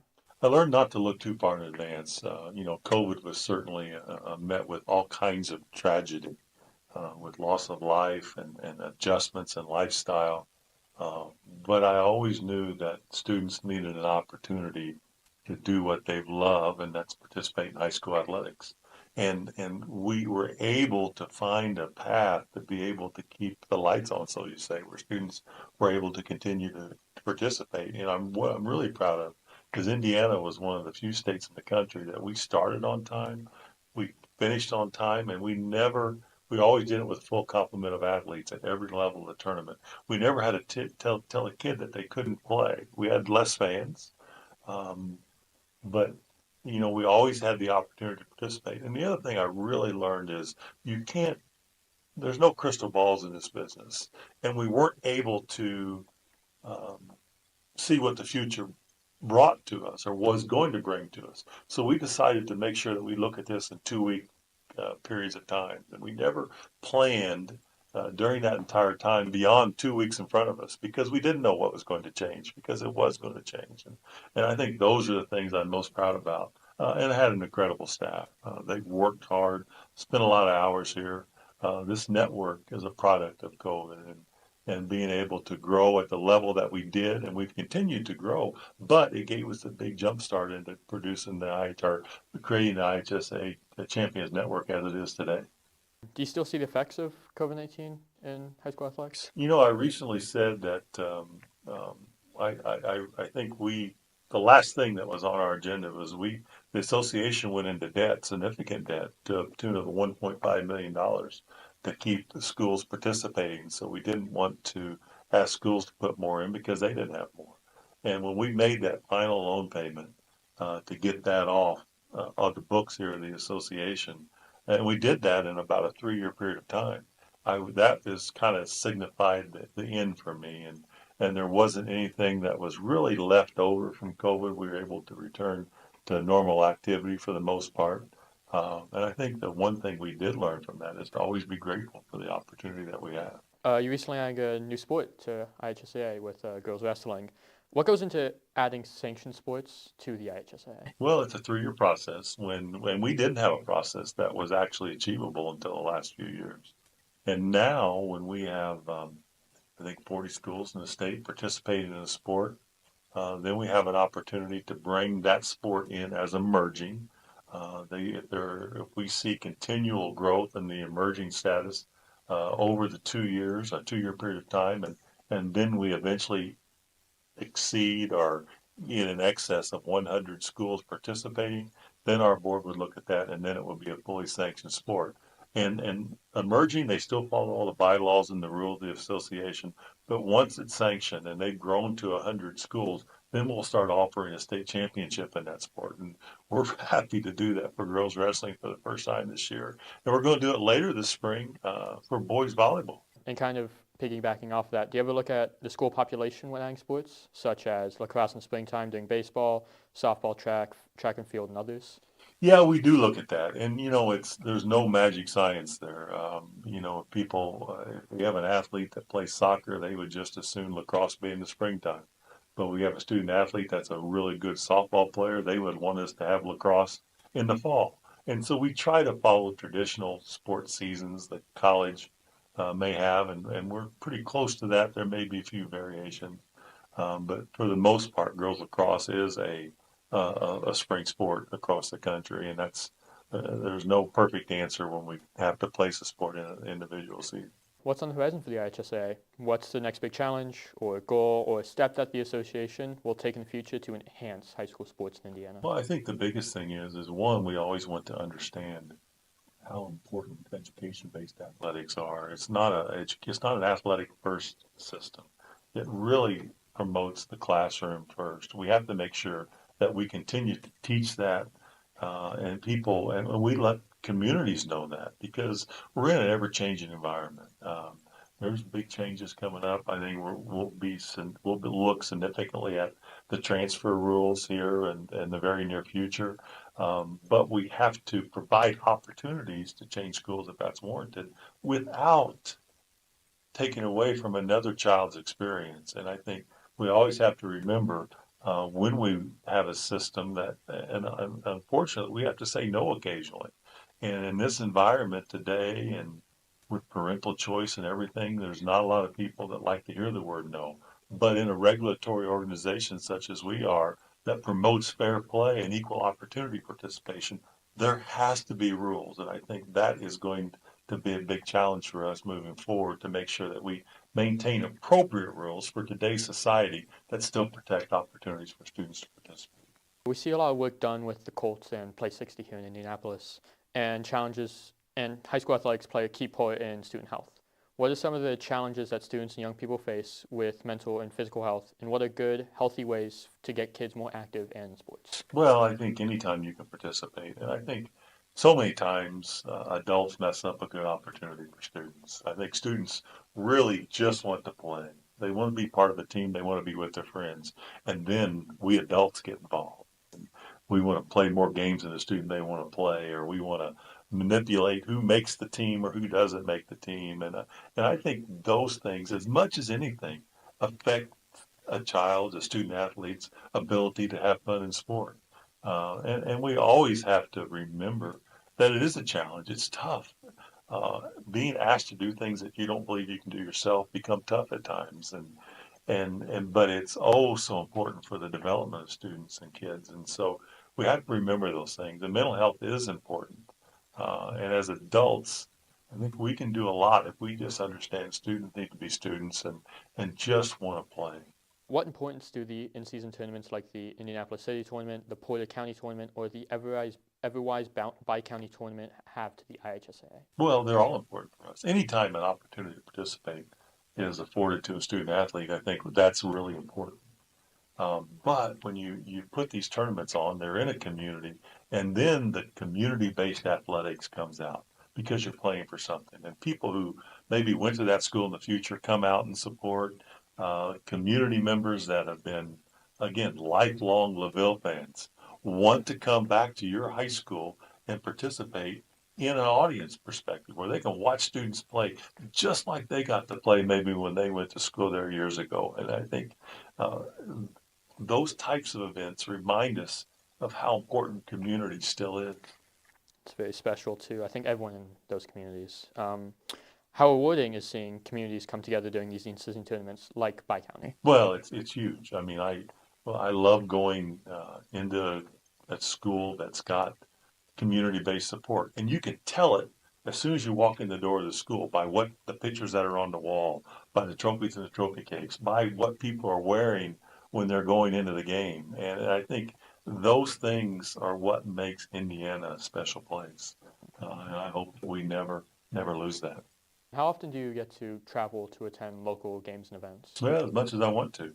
I could go out every night of the week, and I certainly try to get out and watch games, and it's important. Schools like it when myself or the assistant commissioners get to go out and watch their team play, but officials really like for us to be out and support them in what they're doing. And it gives us an opportunity to touch base with officials along the way also. What message would you like to share with the players, coaches, administrators, and fans attending the Everwise Bicounty tournament this next week? Well, I think it's important to understand that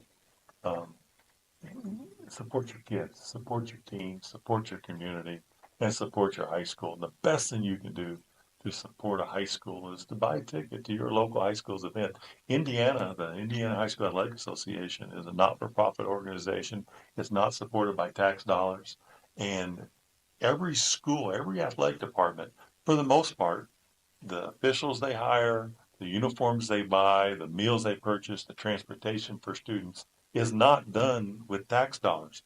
It's done with funds by somebody buying a ticket or sponsorships. And that's why it's important for communities to continue to go out and support their local school. Thanks so much, Mr. Neidig, for sitting down with us. Thank you very much.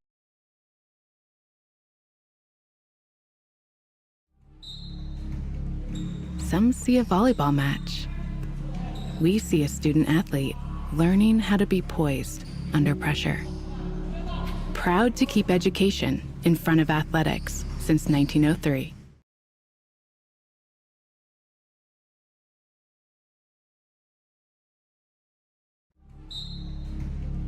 Some see a volleyball match. We see a student athlete learning how to be poised under pressure. Proud to keep education in front of athletics since 1903. Becoming a licensed sports official is a great way to make a positive difference in the community and support the over 160,000 Indiana student athletes that participate across 22 IHSAA sports.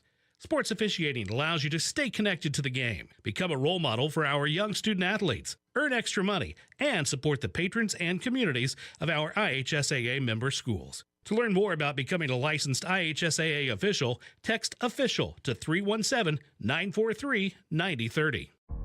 We just got a good group of guys that can shock some people. We know what we're capable of, and there's no secret recipe to that. We're just going to work hard and, get to where we want to get to.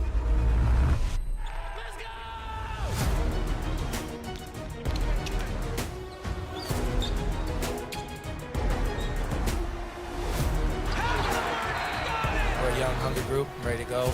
We just want to win. Ready to get started. The IHSAA Student Advisory Committee is a group of 9 juniors. We're good at Matt's 1-car, 2-bedroom apartment with a home office/home gym insurance. We're good at Nick's SUV and farmhouse with a remodeled kitchen/art gallery insurance. And we're good at the Wilbur suburban home with the 2-car garage/rehearsal space insurance. Have you seen my hockey socks? Have you checked your sock drawer? Start with Indiana Farm Bureau Insurance and stop knocking on wood. The Indiana Fever Select. The journey doesn't begin at number 1. It begins before anyone is watching. Before all eyes are on you. It's the journey that made you number 1. And from day 1, it's the extra you give. Extra work, extra hustle, extra sacrifice. They don't mind being a little extra. And neither will our next number 1. With the number 1 pick in the 2024 WNBA Draft, the Indiana Fever Select. Some see a high school football stadium. We see the one place where the whole community comes together. Proud to keep education in front of athletics since 1903. At Indiana Farm Bureau Insurance, we're not just good at insurance. We're good at Emma and Jake's just baby-proof their 2-bedroom bungalow to prepare for baby number 1 insurance. We're good at Madeline and Chance's just gave in and became minivan people to make room for baby number 2 insurance. And we're good at Gabby and Nate's just moved to a house with a bigger backyard to welcome fur baby number 3 insurance. Start with Indiana Farm Bureau Insurance and stop knocking on wood.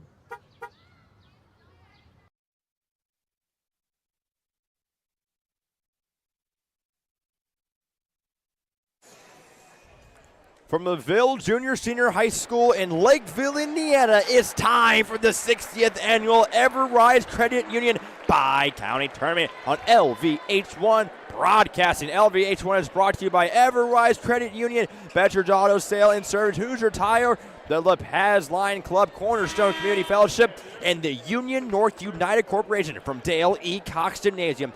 I'm Nate Tingle, alongside my broadcast partner, Kenny Kramer. We are just 50 seconds here from tipping off this ball game between the LaVille Lancers, your LaVille Lancers, taking on the Bremen Lions, coming into town here at the Bicounty tournament. And man, oh man, this game should be an absolute treat. I'm Nate Tingle alongside Kenny Kramer. Let's real quickly give you the starting lineup here of your Bremen Lions. Number 24, Chase Devine. He's 6'1", he's the sophomore. Number 30, Tyrus Graverson there. 5'10", he's the senior. Number 32, Silas Ladick, 6'2", he's senior. Number 40, Aiden Hunkaiser, he's going to be 6 foot even. Senior, the number 52, Riley Tenner, will be round off your starting lineup there for Bremen. Then moving over to your LaVille Lancers, Andre Gonzalez. He will be 6 foot in junior. Number 4, the number 10, Lance Edison, 6'3". He's the sophomore. Cody Allen, number 11. He's 6 foot. He is the 12th. He is his senior. Colin Karnecki. Then he's at 6'4". He's the tall guy here for LaVille. He is the senior. Then Braden Foster, 6'2". He will be your junior here for the LaVille Lancers. Kenny, we're going to kick it over to you. What does the hometown LaVille Lancers need to do to get this win?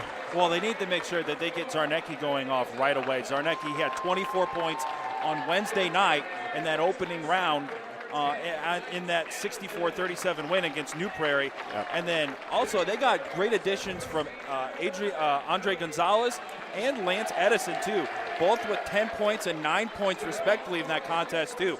So it's got to be the Zarnecki show, but it also has to be, he's got to get good help from the bench and from the other starters as well for LaVille. And if they want to go on to win this game and move on to the championship and face Triton on Saturday night. This is what Indiana basketball is all about. Matt Miller, the head coach of the Bremen Lions. Head coach for your LaVille Lancers, Michael Edison. Is a showdown. Two rivals right here. LaVille, it's Bremen. Dale E. Cox Gymnasium is ready. Me and Kenny are ready. You, the listeners, are ready. LVH1 Broadcasting brings you LaVille and Bremen. Welcome to Indiana basketball as Bremen wins the tip-off. Packed crowd here in Dale E. Cox Gymnasium. Both these teams very high power. We got some high leading scorers on both teams. Top of the key for Bremen. Stolen. Here comes Karnecki. Other way. Easy layup. He's got it. He averages 24 points a game, and he starts it off with an easy 2 there. What a great way to get started. Is this the Triton Argus game all over again? Same way to start it off in the Triton Argus game. But LaVille and Bremen, it just means more here in Bicounty tournament play. And that one tipped off of Bremen. It's going the other way. Lancers basketball.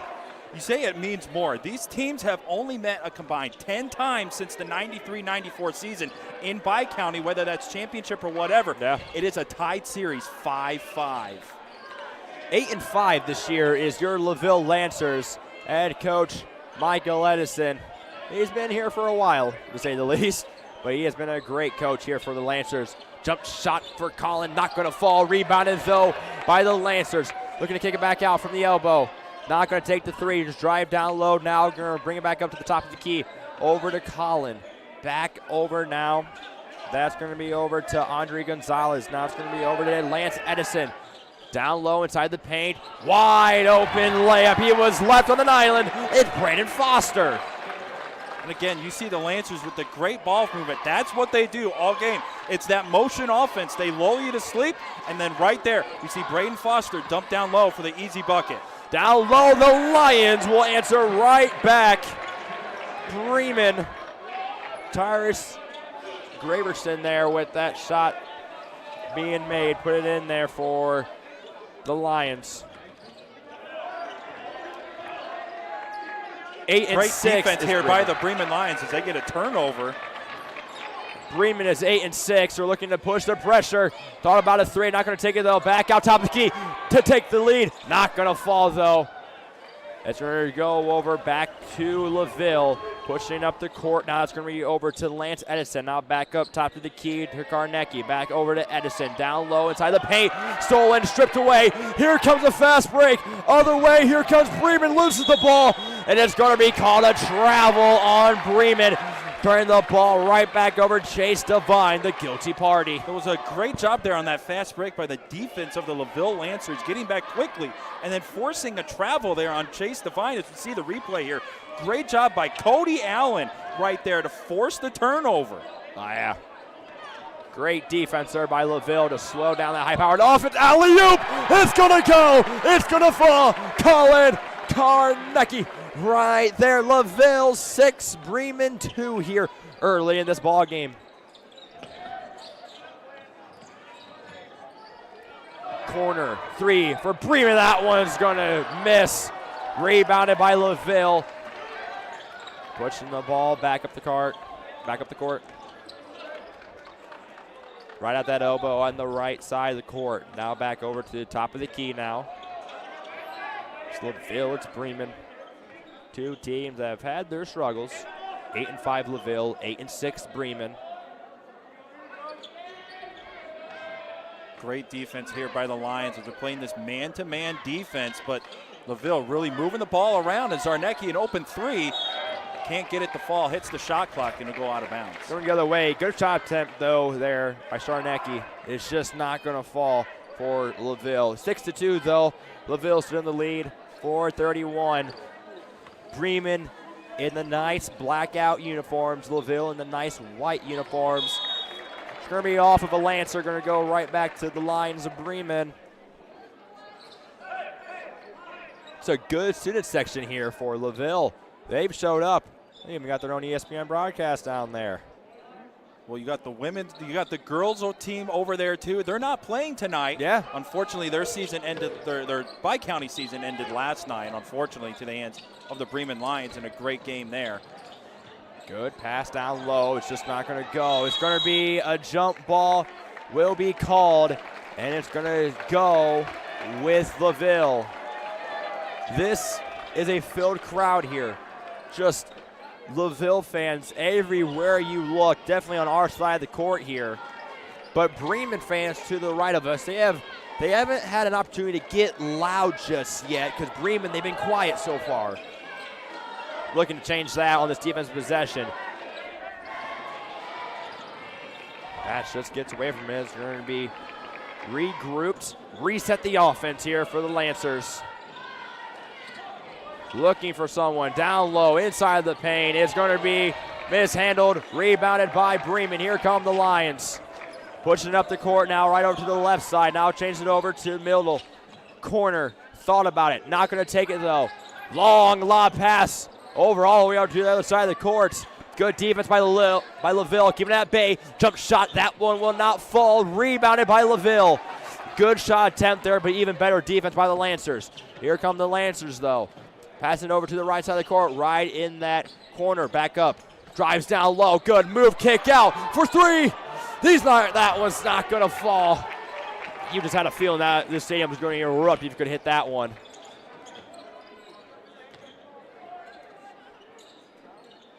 Bremen also doing a good job slowing it down as Devine shoots another three, and he got that one. Devine. Ice in his veins early in this ball game. It's a 1-point game. LaVille still has that 1-point lead, but Bremen cuts it close with that three attempt. Nice drop. Get through that defender. Really good move there by Lance Edison to get through that. It's 8-5, 3-point lead again for LaVille. Long three, tie the game. That one's not going to fall. Almost going. Rebounded by LaVille. Looking to put it up there. Nice. Using the backboard. The bank is open tonight for Bremen. The bank especially open for Silas Ladig there to make that one to go through and to fall. In the corner for Zarnecki. Now back up to the top of the key for Gonzalez. Gonzalez looking to get the try, but it's going to be quickly shut down by that defense. A good zone defense here for Bremen. Jump shot. That one's going to rim out. Rebounded. And it's going to stay with LaVille to the despise of Lion fans. They wanted that over-the-back call there on Braden Foster. They're not going to get it. The refs are doing a great job of letting these two teams fight it out. This is going to be a very physical game between these two rivals. We are almost done with this first quarter already. This is a fast-moving first quarter. Czarnecki for three, contested. That one not going to fall. Colin Czarnecki earlier in the season breaking the all-time scoring record here at LaVille. A special moment that was.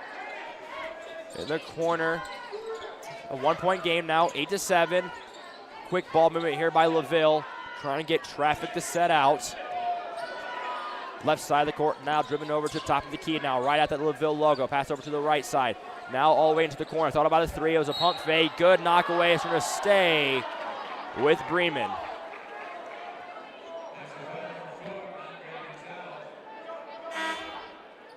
It will be actually a foul, though. Gonzalez was called with the foul. 1:15 left to go here in this first quarter. Quick moving first quarter here, but that's what you expect when you get two teams like this. Corner, not going to even think about that three there.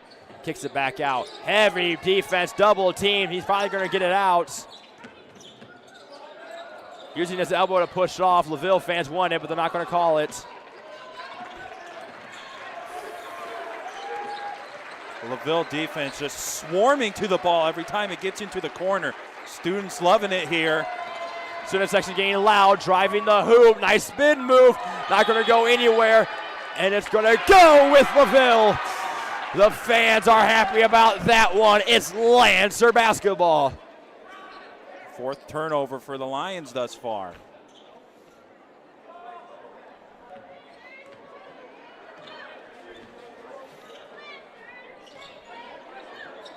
.33 seconds to go here in this first quarter.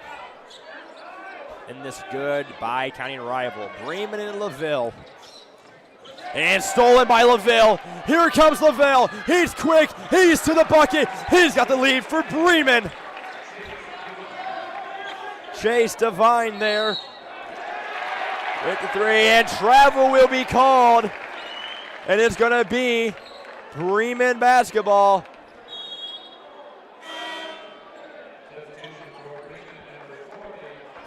Michael Edson not happy at all with this player who just committed that travel. But it will be Bremen basketball with 13 seconds to go. Looking to take the last shots. That was two quick turnovers by the Lancers. They now have 5 turnovers here in this first quarter. Wide open jumper. That one will fall. The defense just breaking down. It's Levin. Czarnecki, buzzer beater, not going to go. Good way for Bremen to end off the half. Michael Edison not happy at all with his players. We'll take a real quick break. This is LVH1, the voice of Lancer Nation.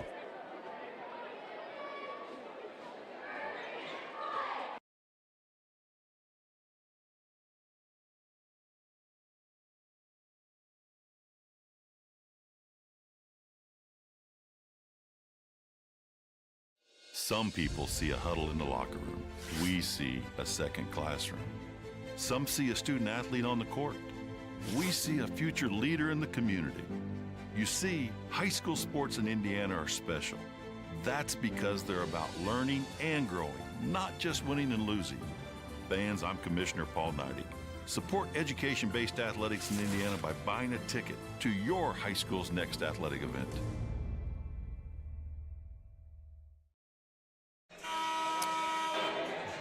Welcome to LaVille High School. You got Bremen and you got LaVille. Bremen up 11-8 after that first quarter of action. Great action overall. Kenny, what did you see in that first quarter? I saw Bremen kind of take over the late part of that first quarter. Yeah. I overheard in the Lancer huddle right over here, we're close by, Michael Edison really trying to get on his guys to take care of the ball. Yeah. It's valuable. And he's right. The ball is valuable. That's what gets you points. So you got to take care of the ball. They had 5 turnovers in that first quarter. Bremen with 4. So both turnovers are kind of equal. You look for LaVille to really control the ball in the second quarter and moving on from here. Very well said. Thought about the three. Good pump fake there. Passing it back out. the fans wanted to be out of bounds. Jump shot, gonna fall. It's Bremen, it's the Lions, it's Chase Devine. That's their go-to guy, it's Chase Devine. That's who gets their points for Bremen. Corner, three, not gonna go off the front of the rim, then going off the backboard, rebounded by Bremen. Here comes Bremen trying to push the pressure here. They're gonna slow it down here, controlling the ball for Bremen. It's Hartley.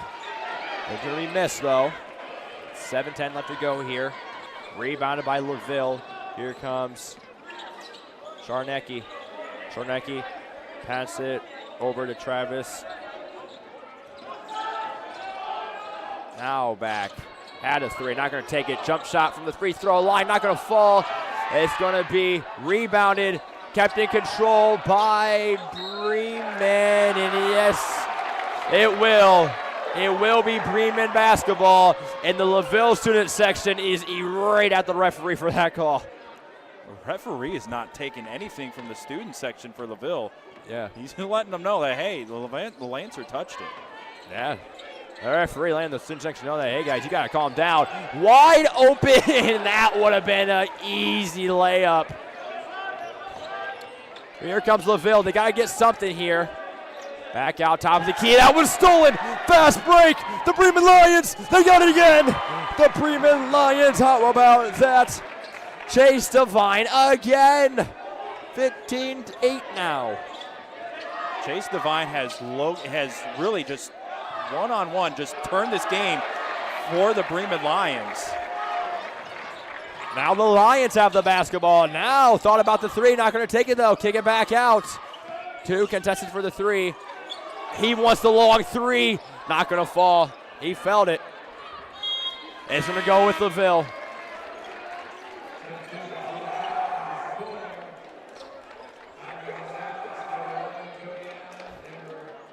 If you're LaVille, you really need to take care of the ball. You need to score on this possession. You have not scored in a while, and you haven't scored in the second quarter yet. We're almost 3 minutes in.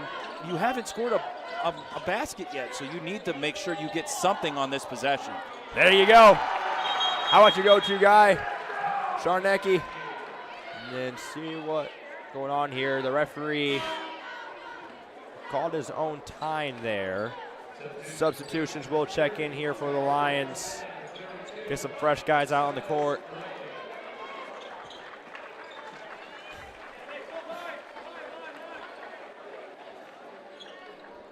And with the size of these two teams, you know, a little bit smaller teams here, if you're on the bench, expect to play here because you need as many guys on the bench as you can. You need as much depth on the court as you can. As for LaVille, student population here in the enrollment, 371 for Bremen. It's 487 overall. He had the pump fake. Three will fall. The Bremen Lions, Silas Leidig with the three. Charnecki thought about the three, it's just not going to take it. And how about Chase Devine just flying to the basketball, trying to get that steal. That three not going to go. Rebounding, it's going to go. Bremen basketball. Foul will be called on the Lancers. 18-8. 18-10 here. Bremen in the lead, an 8-point lead here for the Lions. It has been all Bremen so far here in the second quarter. It really has. Bremen, they're controlling the ball. They're forcing LaVille to go one and out. So if you're LaVille, you need to start getting those offensive rebounds and start getting a second chance opportunity to score some baskets. Not a good pass. They're going to keep it inbounds. They're going to go right to a Lancer, though. Here comes LaVille dribbling up the court. Driving down low, that would be Gonzalez. Now we kick back out now to Charnecki. That's Colin Charnecki with the ball now at the top of the key. Now over to Gonzalez. Gonzalez looking for someone over to pass it to. Not going to pass anyone. He's going to take it himself at the top of the key. Looking, Charnecki with the ball now. Passing around the perimeter. Good defense by LaVille. Good defense by Bremen here. Dribbles down low. Not going to take the shot. Pass it off. Jumper. That one's not going to fall. Right over to a Lion. It's going to be Bremen basketball, losing control of the ball, and it's going to be LaVille basketball. unfortunate turn of events there by the Lions. You thought they were going to get a possession there, but a quick turnover, and the LaVille has the ball on the baseline. Let's see if they can score here. LaVille definitely needs something here. Czarnecki in the corner. They're going to kick it back out. Top of the key for Gonzalez. Gonzalez pass over to Czarnecki. Czarnecki down low inside, trying to get the shot. Not going to go. A lot of contact. Good defense, though, by Bremen. Bremen will have the ball. They maintain possession. 3:47 left to go here in this half. Back over. Top of the key for Bremen. That's going to be Silas Leidig. Now over to Tyrus Gravertson. Leidig again. Down low. Back out now. Losing control of the ball again, but they will quickly get the handle of it. LaVille really playing some good man-to-man defense here, trying to take away any looks that Bremen has. Corner three. It was contested, and that will be an air ball, but rebounded by Bremen.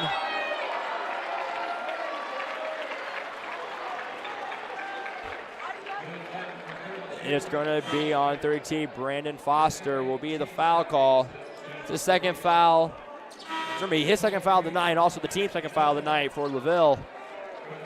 Time to take a seat for that young man right there. You pick up 2 quick fouls like that, you got to take a seat. Got to get yourself settled in. Can't have your team getting in foul trouble. LaVille has a good bench. Unfortunately, you can't have a guy with 2 fouls. No. Wide open three. That one's going to rim out. Not going to go. Falling to the court was a Bremen Lion. Now over in the corner. Going to take the three for Czarnecki. That one's not going to fall. Rebounded by LaVille. And a foul called on the LaVille Lancers. It's going to be Bremen basketball. Michael Edison not happy at all with the call. And Coach Edison trying to plead his case to the official that, hey, he was right there. He was in his space. Yeah. But unfortunately, the official is not going to hear any of it. That's foul number 3. Almost immediately. Up there, blocked, rebounded by LaVille, blocked again, rebounded by Bremen, looking to kick it back out. They are. Free throw line, 3 for Bremen. That one's going to fall. Huge 3 right there. Amazing 3. Hartley Mateau there with the 3. Hartley Mateau, huge 3. 23-10. Michael Edison tried to plead his case. He just yelled out they wouldn't even call it against the Chiefs. We're bringing NFL ball into this, I see, Michael Edison. I like it, though. Underneath, wide open layup. Great layup right there. Ryan Van Hout there with the nice, easy layup. 23-12. You got some trash talking back and forth. Definitely, but this can fall. It will not fall. Good rebound. Rebounded, though. Shot miss. Rebounded by LaVille. And it's going to go towards LaVille, and that was going to be a high-speed collision there. They didn't get out of the way quick enough. Michael Edison is not happy with his team thus far. It's 23-12, and you had a 6-2 lead in that first quarter, and Bremen has somehow turned this game around. This is not LaVille Lancer basketball that everyone knows and loves here, but it has definitely gotten rough here. It is a 9-point game, though, 21-12 here. Bremen still in the lead. But Colin Czarnecki here, that he'll be able to shoot 2 here for the LaVille Lancers. Czarnecki off the front of the rim. Shots just not falling tonight so far for LaVille. It's hard and it's tough to see.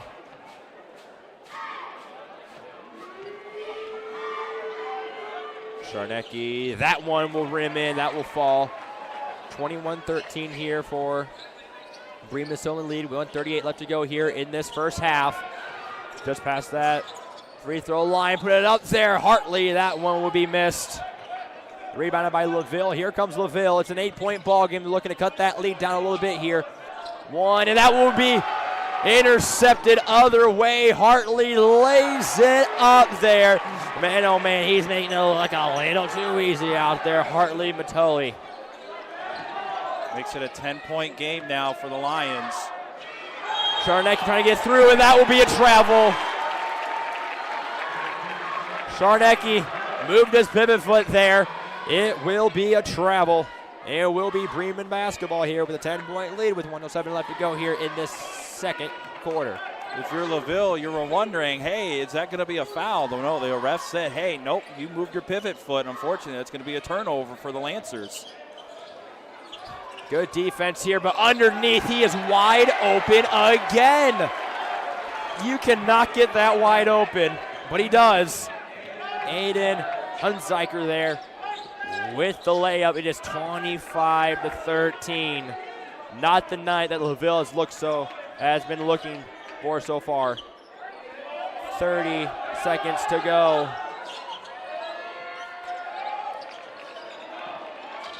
And this one almost intercepted there by Hartley, but it won't.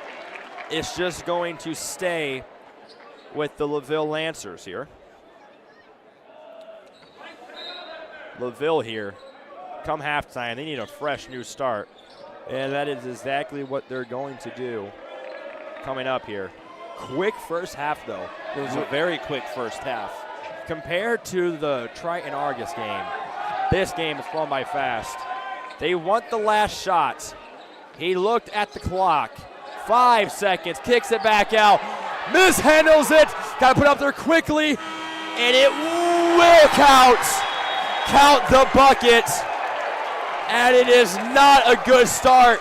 Michael Edison kicking his chair in disgust. Here's the replay from the Hoosier Tire replay. He does get it off in time. Yes, he does. It will fall. Bremen 27, LaVille 13 at halftime. Not the way you want to start off if you're LaVille. We'll be right back after a short break. This is LVH1, the voice of your Lancers. In addition to Pacers basketball, my family's a big fan of two things.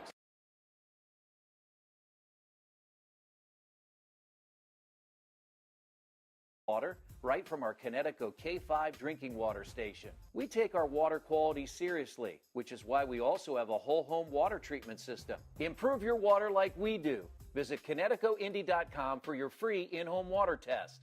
Connecticut, official sponsor of the Indiana Pacers. Becoming a licensed sports official is a great way to make a positive difference in the community and support the over 160,000 Indiana student athletes that participate across 22 IHSAA sports. Sports officiating allows you to stay connected to the game, become a role model for our young student athletes, earn extra money, and support the patrons and communities of our IHSAA member schools. To learn more about becoming a licensed IHSAA official, text OFFICIAL to 317-943-9030.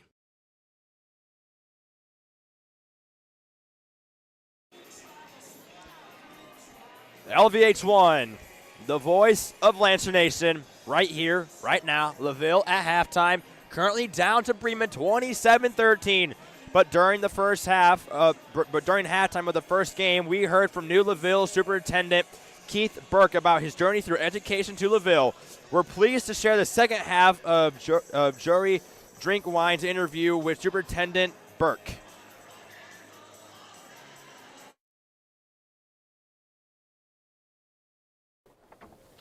You've been superintendent of Marion schools for the last 4 years before arriving. What made you decide to look for other opportunities outside of Marion County? You know, I love my time at Marion. My wife is from Plymouth, so she's from this area, and my father-in-law passed away about 3 years ago, and we inherited the home that she grew up in, which is on 7B Road, right by the boundary for LaVille. My wife had always wanted to come up here and to live, and when this job opened, it gave us the opportunity to do so together. So just excited to serve the community where we live. So it's great. I've been staying we have a condominium over at Winona Lake, and I've been staying there and driving to Marion, which is about an hour drive. So it's nice when I'm driving about 5 to 10 minutes to work every day. It makes it really, really nice being here in the community again that we live in and serve. What made you interested in such a small school like LaVille? The family atmosphere, that's one thing at Marion where we have, 3,500 to 4,000 students. It's difficult to form those relationships and bonds. And the one thing that I was always envious of our county schools was that small family environment. And I think LaVille, we can give our students that, and that's important to me, where you know the kids' names and you really have a vested interest in their success as you get to know them individually. What do you hope to accomplish here at LaVille? I want to make us the best small school corporation in the state of Indiana. I want to be the school of choice for this area. Again, students can go where they want to go. I want students to choose to go to LaVille because of the opportunities that we have and because of the support our students get. And that's what I want to ensure that our teachers are giving, and that we're giving those students the opportunities to succeed and showing them the love and care that we need to. What is your favorite thing about LaVille so far? The people. Everyone has been so friendly and so welcoming, and I can tell you that it's programs, it's people, not programs, that make schools great. And the people here are wonderful. Students, teachers, administrators. I'm really excited. In education, classroom teaching and athletic events are some of the most visible things a school does. What do you think is one of the most important behind-the-scenes tasks you do as a superintendent, and why is it so important? Well, again, I would say support the teachers and ensure that they have all the resources they need so they can teach you to the best of their ability. Do the things that I need to do to support them. And then with athletics, the same thing. Like I told you, it was so important in my life. And it's not just athletics. I would say all extracurriculars, whether it's band, choir, whether it's this program, whatever it is that our students have an interest in, I want to be a part of. I've been here a little over a week as a superintendent, and I've already been to a girls' varsity game. I've been to 2 boys' games. I've been to a junior high game. I was going to go to the wrestling last night, but I'll be going tonight to our wrestling. And of course, we'll be here at Bicounty. So just excited to see our kids perform in things, not just in the classroom, but outside the classroom as well. And as a superintendent, it's my job to support those things. How familiar are you with Everwise Bicounty tournament? Just heard since I've been here, so was not very familiar. Again, coming from Marion, had not really heard of it that much. Well, that's not true. I'd heard of it and didn't know the depth of it. So just excited for us to have the opportunity to show off what we have here at LaVille to the other teams that come in, and again, have an opportunity to compete with others. It's all about collaboration and communication, and also again competition with our fellow schools, but positive competition. Again, we don't dislike anyone that serves kids. We just want to be there and support, but have all the kids have an opportunity to be successful. 8 different schools are involved in this tournament, with thousands of fans coming to visit our campus this week. What do you hope they see and learn about LaVille? Well, again, just what I've seen over the last week, just what great individuals we have here and how we care about our students.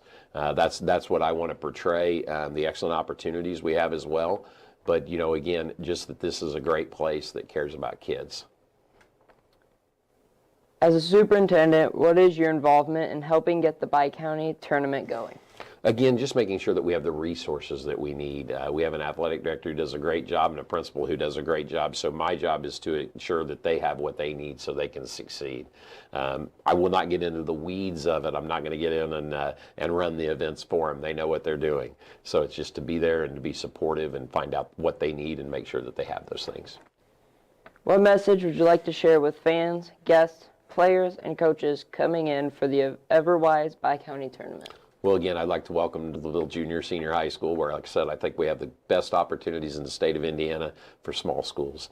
We're going to be sure that we do the things that we need to help our students succeed, and in the future find out their interest and make sure we resource that so that they can have opportunities that they want to participate in too, not just what we want to participate in. It's all about our students. All right, thank you very much. Thank you.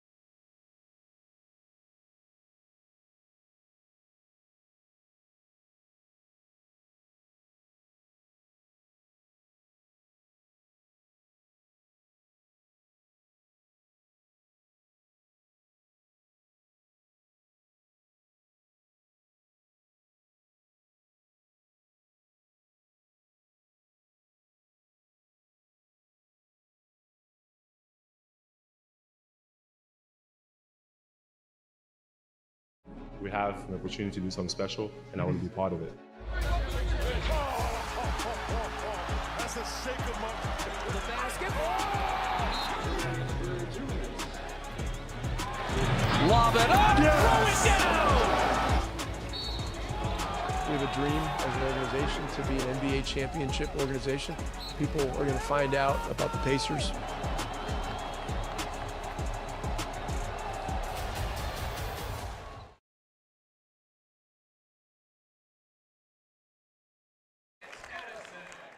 LVH1, your home for Lancer basketball. Tonight, it's not been the night for LaVille. It's 27-15 here, right out of halftime. 7:33 left to go here in this third quarter. LaVille trying to get something to work here.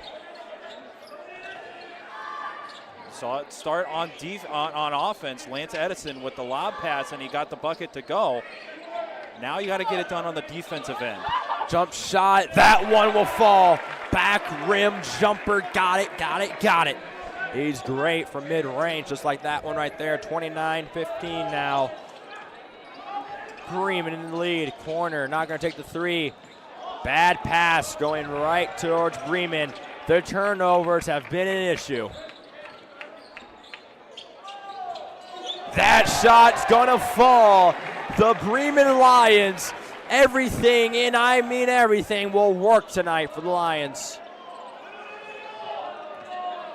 Chase Devine now with 15 points tonight, and he's leading the way on both sides of the ball. 6:30 left to go here. Thought about that three, just not going to take it though at that right elbow. Trying to get something to work. Did they get something now? That one's stolen away. It's another turnover. Right under. Good passing. Right off the back board. Put it up there.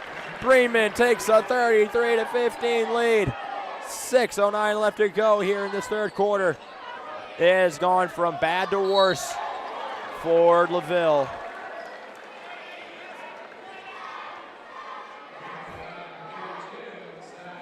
The turnovers for Bremen, it has just been, in light terms, awful tonight for LaVille. They've got to get that figured out. Charnecki will get that free throw to fall. That'll make it 33-16. Headed your score now. Looking to go 2 for 2 on this set of free throws. Colin Charnecki will get it to fall. 6:04 left to go here, 33-17. Obviously, game not over with yet, but if you keep the turnovers up like it has now, and this might be a turnover for LaVille, just no hustle towards the ball. Timeout will be called. There's going to be a timeout on Bremen with 5:54 left to go. This is LVH1, the voice of Lancer Nation. We'll be right back.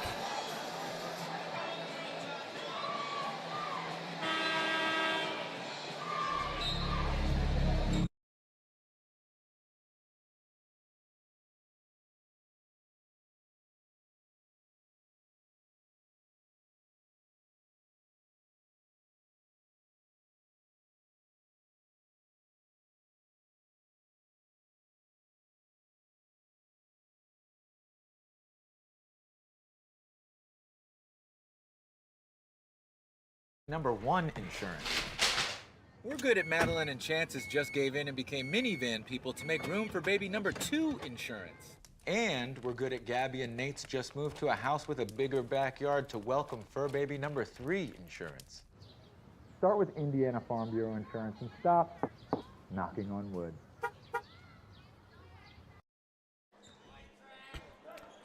Welcome back.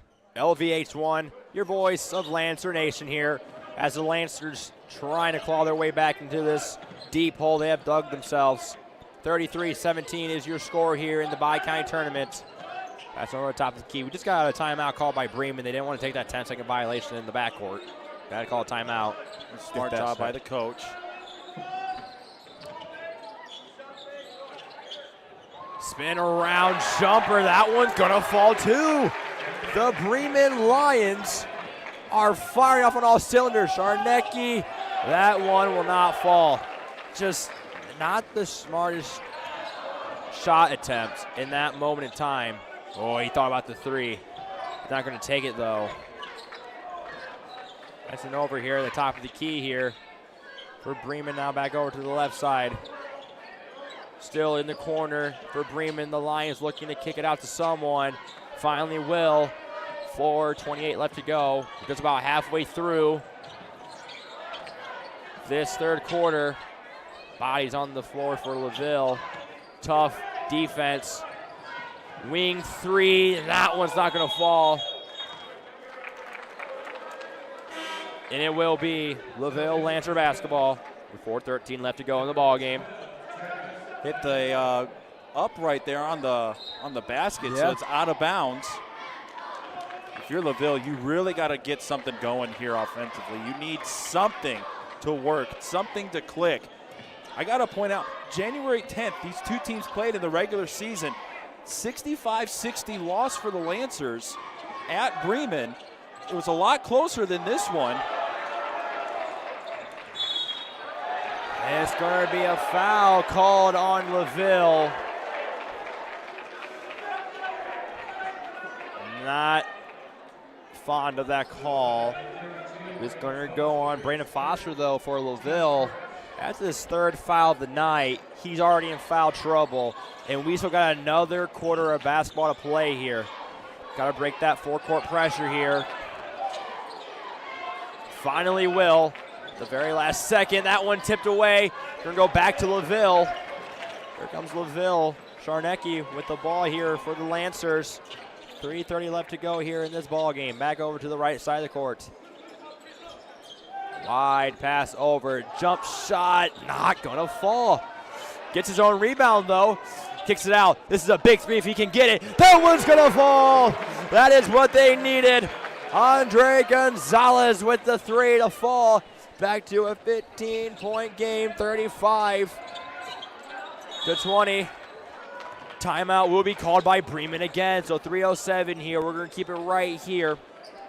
But, man, it has just not been their day here for LaVille.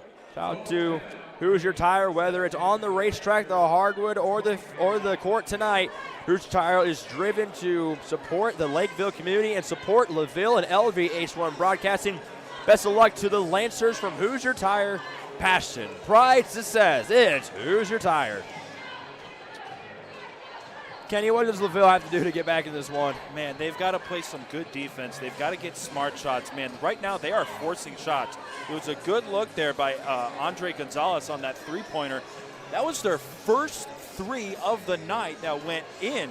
Zarnecki attempted a few. Lance Edison attempted a few. But good look here on the replay by Hoosier Tire as Andre Gonzalez knocks down that three-pointer. So a good look there. If you're getting open looks, take those open looks. Yeah. If you're not, then you can't be forcing shots. And if you're, again, for the Lancers, pressure the ball. You got to pressure the ball. You've got to claw your way back. It's 15 points down. You've got 1.5 quarters left in this one, so you've got to make sure you're pressuring the ball. And they do get it across here, going in for the layup. It's going to rim out. Those are the type of breaks that LaVille needs. They need those breaks to start coming more quickly here, but they got to get something going right now. Good defense here by Bremen, really pressuring that ball out for three. That one's not going to fall, man. There's better shots to be taken in this moment in time. All right, contact, bodies flying everywhere. It's going to be a jump ball. It's going to go to Bremen, though. Michael Edison, head coach here for LaVille. He has been in these type of situations, obviously, before as a head coach, so he has experience here, but it's just not shaping up like he wants it to overall. They're doing a good job shutting down those passing lanes in the backcourt. Just got to get it over to the front court now. Finally will, and that's 10 seconds. Barely 10 seconds, but they're going to call it there. It's a good catch there by the official. The Bremen coach did try and call a timeout there, but they're not going to get it when the ref is already blowing the whistle for the 10-second violation.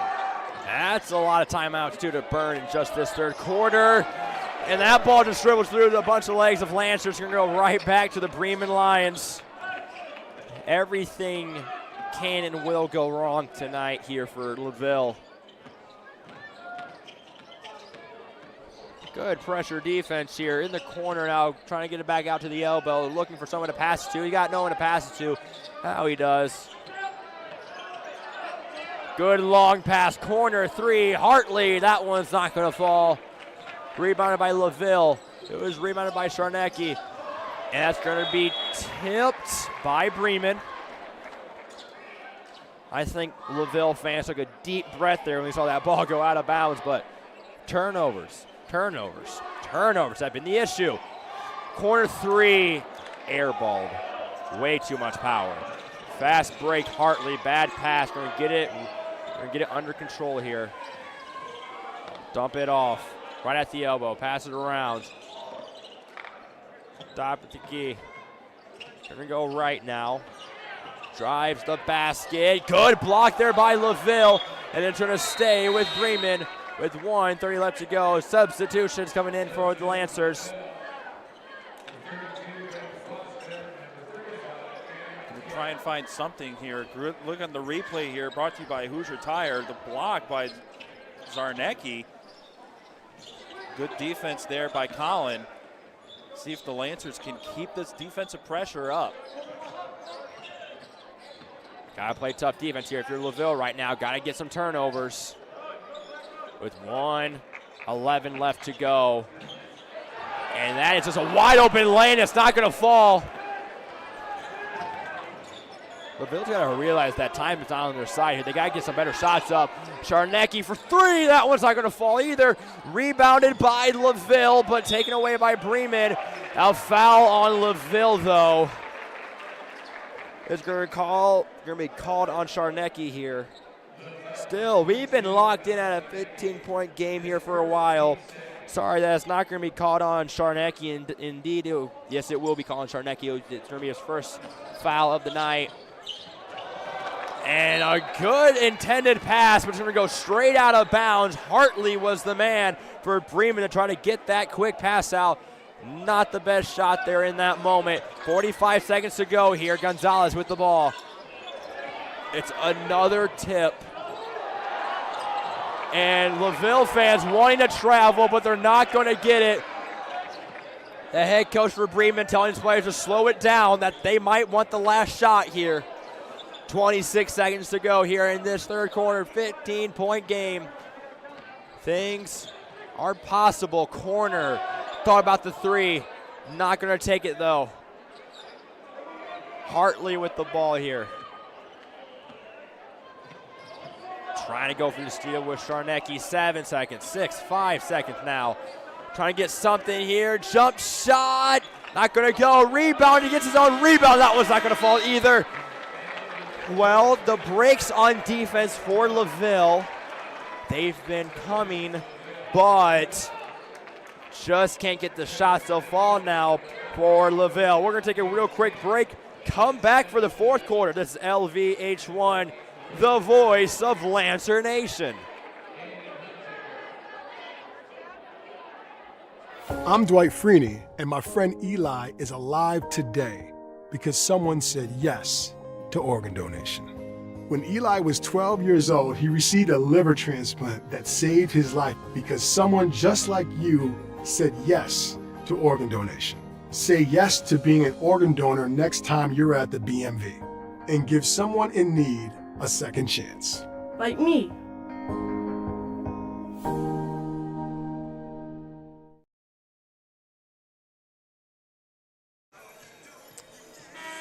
Fourth quarter action right up, right here. LVH1. Kenny, what does LaVille have to do to get something going here in this fourth quarter? It has not been their game. No, it hasn't been their game. I'm going to keep reiterating it. They need to get stops defensively. It's all there late in that third quarter, finally getting some stops. But unfortunately, they haven't scored on the offensive side. So if you're getting stops, you've got to score on the offensive side of the ball. Yeah.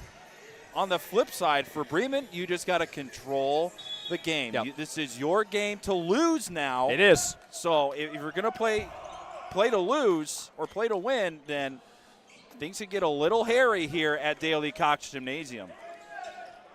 Top of the – that three's not going to go. But rebounded, though, by LaVille.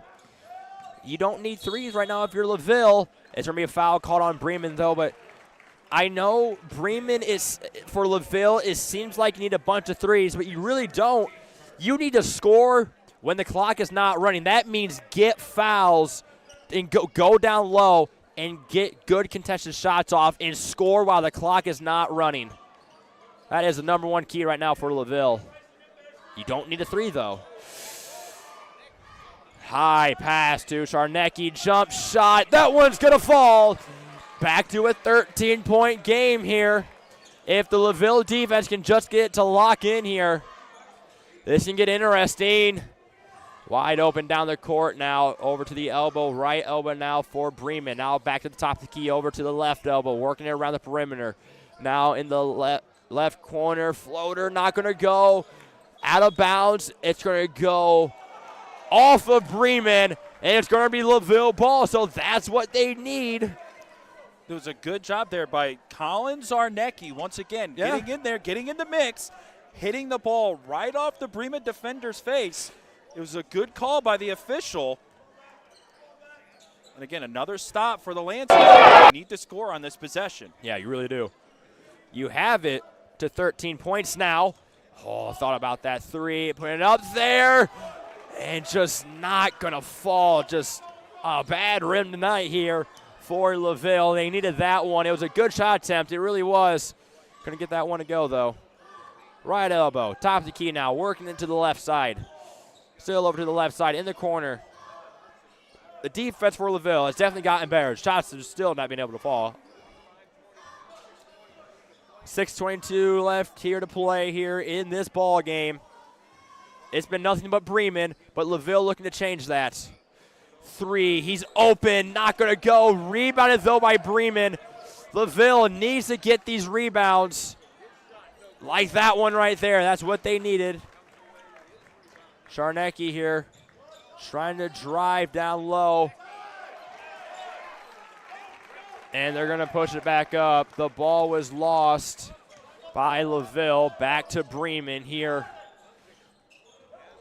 Down low, good pass, and wide open lane for the Bremen Lions. 37-22 is your score here. It's looking slim here for LaVille. Charnecki trying to get something, got to put it up. A lot of contact, no call though. And that one will be called there. A good foul call. It's not a shooting foul though. So it will not lead to free throws.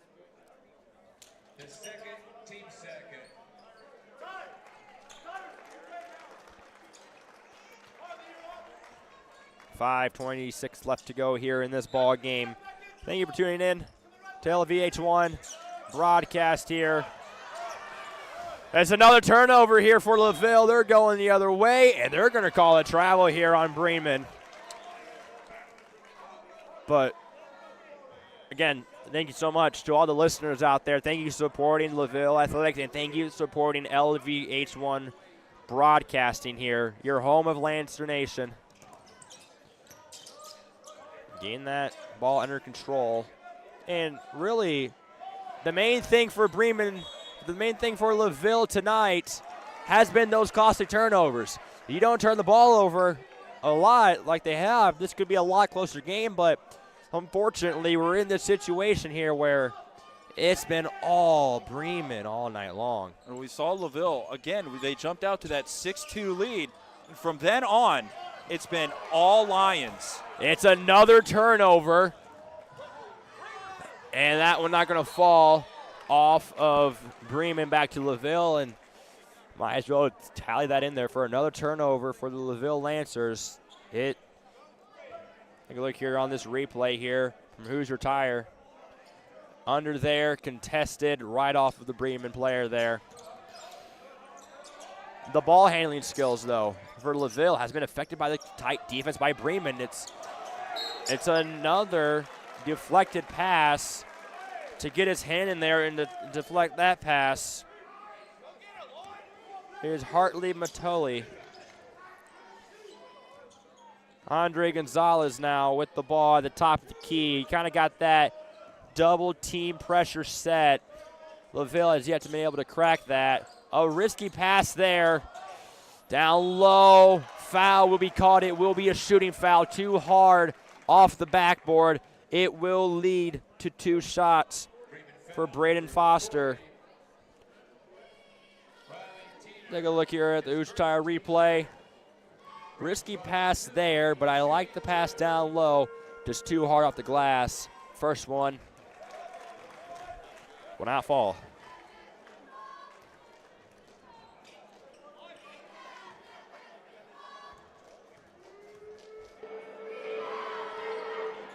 That one will fall, though.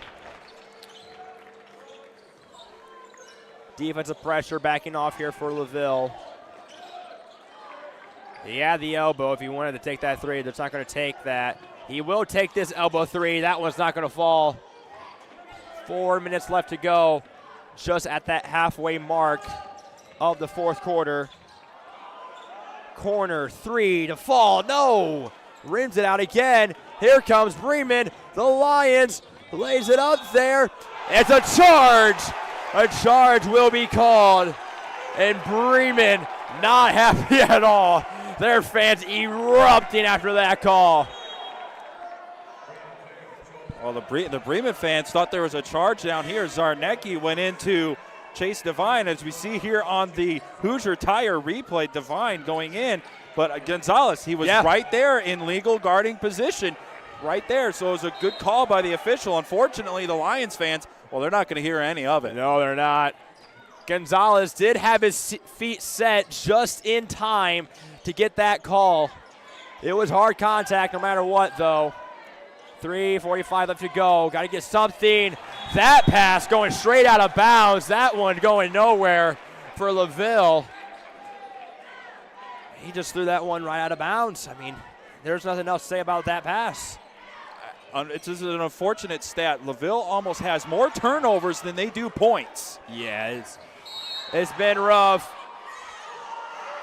And the foul will be called against LaVille. Timeout.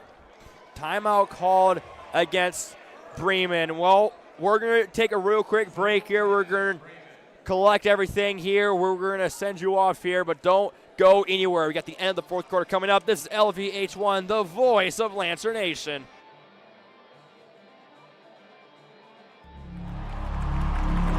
Some see a wrestling match.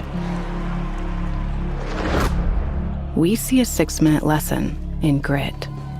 Proud to keep education in front of athletics since 1903. Hey, Indiana.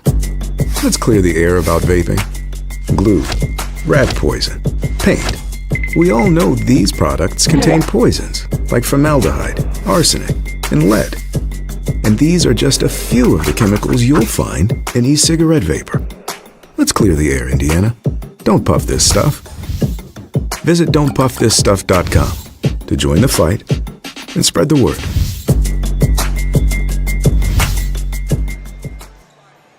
Welcome back to LVH1, the voice of Lancer Nation. Bremen 37, LaVille 23.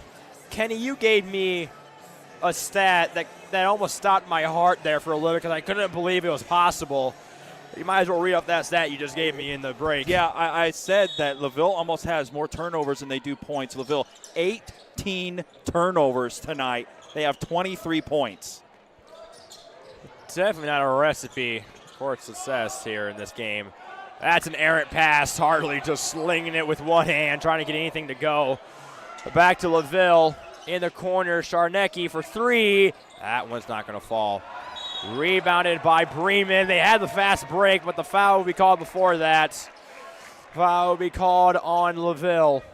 And just a stunned LaVille student section here. And it has been a dead silent crowd other than the Bremen fans here.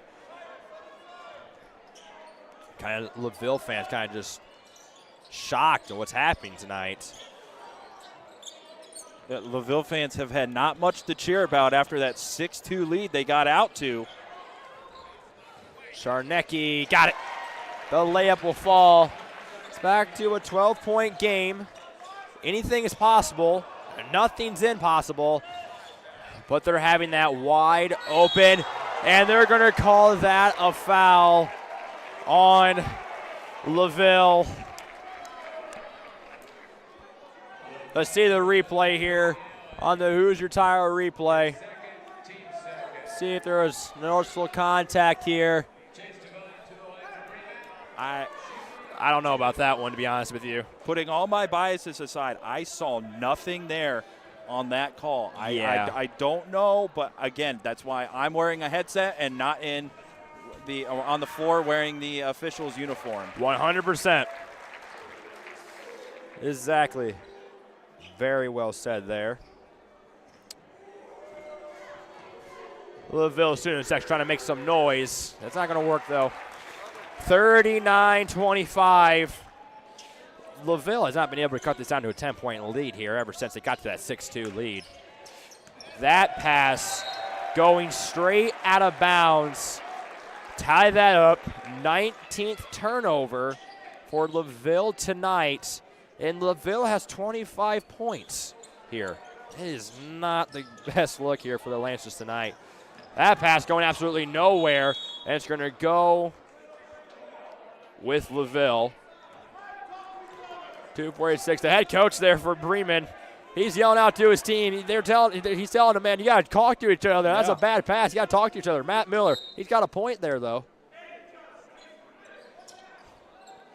Got to get the pass in here. And they will barely. And a foul will be called on Bremen.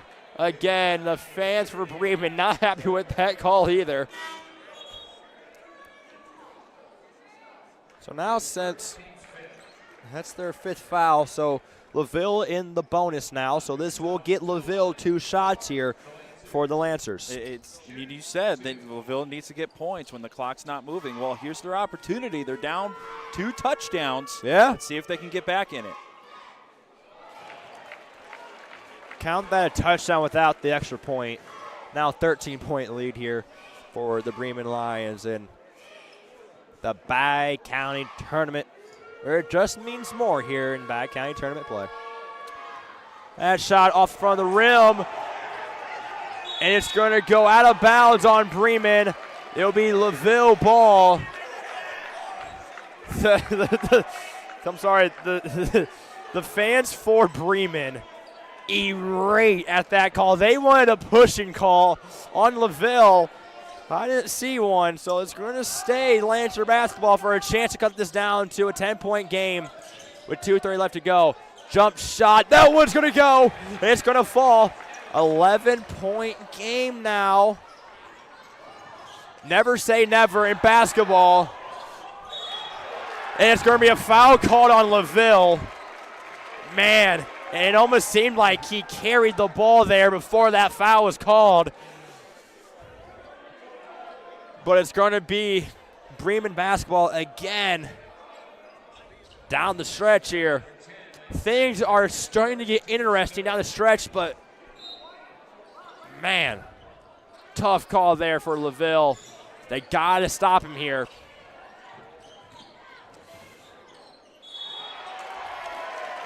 And a foul again on LaVille. It was on the arm. Take a look here at the IHSA replay there. This previous call, I don't know. That was a tough call to make from the referee there. Gonna get it in here. Gonzalez guarding him. And it's another foul on LaVille. That is just, it's getting frustrating for LaVille because Bremen now shoots 2. That's the 4th on Foster now. Michael Edison, not happy with his players at all. Goes off the front of the rim. This is what LaVille needs, but at the same time, they need points on the board. They're down by 11 with 2:11 left to go. He needs that one, not going to fall. Rebounded by LaVille. Here comes LaVille. Andre Gonzalez for 3. 8-point ball game.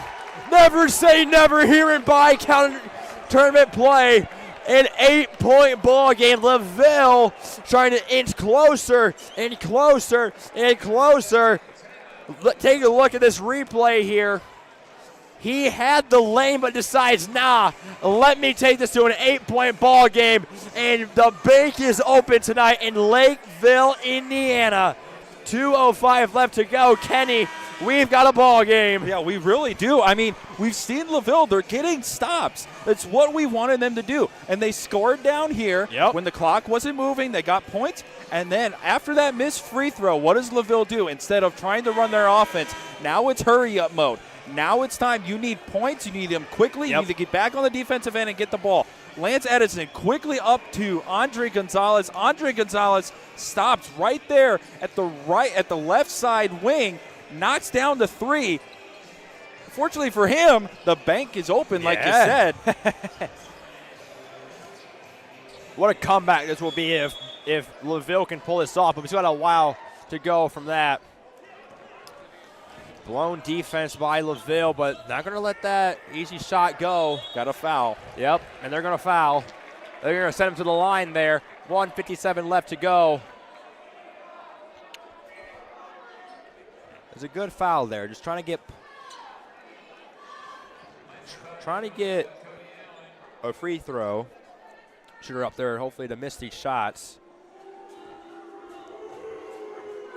This is Tyrese Gavston going to make it. 9-point ball game here. LaVille still down with just under 2 minutes to go. To make this a 10-point game, that one's going to fall. Pushing up the court here is Andre Gonzalez. And it's going to be a foul called on Bremen. Head coach for Bremen, absolutely not happy. Matt Miller there. Gonzalez to shoot 2. You need these right here. Gonzalez. That one will go in. Man, took a while, but it fell.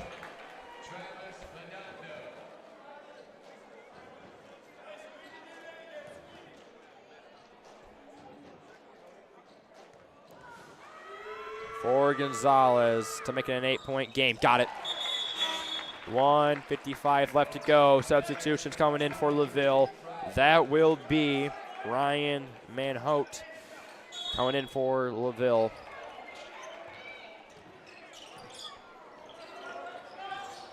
Breaking the pressure. He's wide open under the basket.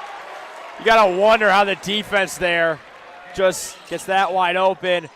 Under the basket. That one will fall to get the good answer back. Got to stop that offense here if you're LaVille. And it will be a steal. And LaVille will have the ball back. 8-point ball game. Driving towards the hoop to lay it up there and in. They got it. The student section now trying to wake up. Bad pass. Should go out of bounds. It's LaVille basketball. And the student section for LaVille is all of a sudden, they have came alive. Take a look at this offensive possession here for Hoosier Tire instant replay. LaVille here driving the hoop with the good basket. Man, we've got ourselves a ball game. LaVille has a chance to make this a 3-point game if they can. They got to score, though. You can't have For empty 3. perception. They got it! They got it! The LaVille Lancers! It's a 3-point game! Timeout called by Bremen! And just like that, this LaVille fan base is on their feet. The Bremen Lions, they cannot believe it. We're going to have the substitutions come in here. Take a look at this. Hoosier Tire instant replay. The student section for LaVille erupting now, and this gym is alive.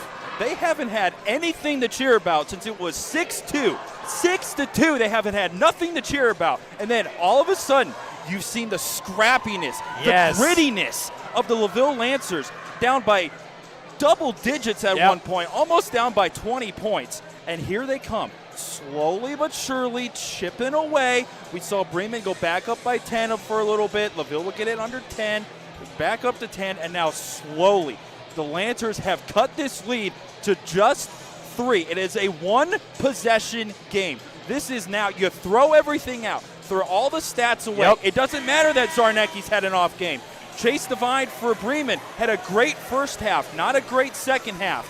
Now you throw everything away. Who is your guy? Who is the go-to guy that you want to go to and say, hey, when it's a 1-minute game, we're up by 3 or we're down by 3, I want you with the ball. Who is that guy for Bremen and who is that guy for LaVille? That massive 3 there on the Hoosier Tire instant replay is what Bremen needed. LaVille is what LaVille needed there. Gotta get over. It's stolen. Layup. Blocked. It's a foul. The foul will be called on Bremen. 55.1 seconds to go. I want to say Bremen has done a great job not turning the ball over. In this fourth quarter, 7 turnovers for the Lions. To make this a 2-point ball game, Czarnecki. Colin Czarnecki. Got it. 2-point game. Not a single LaVille fan making a noise. But you know those Bremen fans, they are making some noise. Czarnecki to make it a 2-point ball game. He's got it.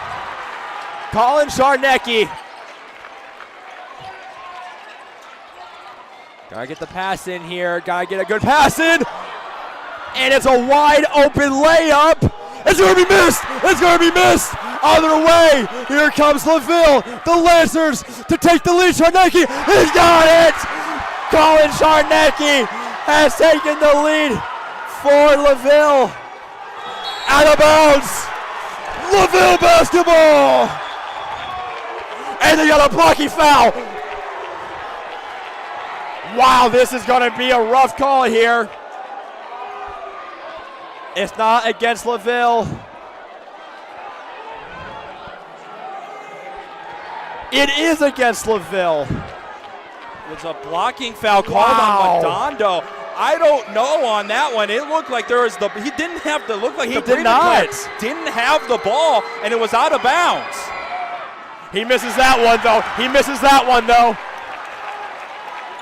But, man, that was just, it seemed like a late call because referee called it out of bounds, and the other ref came in flying in saying, no, that's blocking foul, man. You had the two conflicting sides. You had one right in front of the LaVille bench with a good angle. Unfortunately, on the far side, on the far baseline, had another angle at it.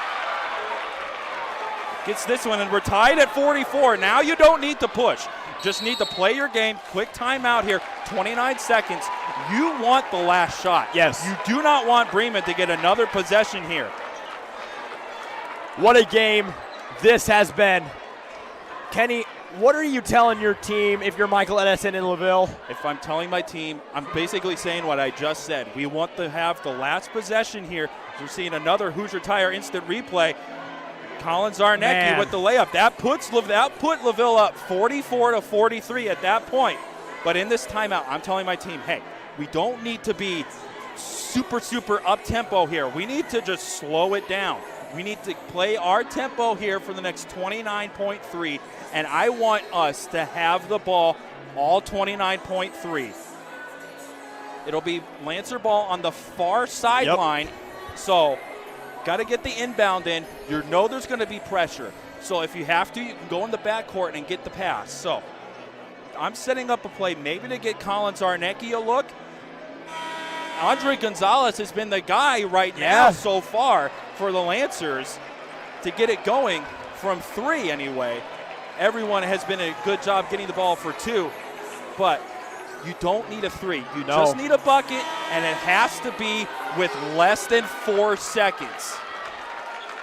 It has to. If not, then Bremen has a chance maybe to either tie again or win. LaVille, they can take it all the way down for the last second shot. 28 seconds to go. Wasting on that clock. Got to be careful behind the line. He finally will. It's Andre Gonzalez. 20 seconds. They're going to take the last shot here for LaVille. 15 seconds.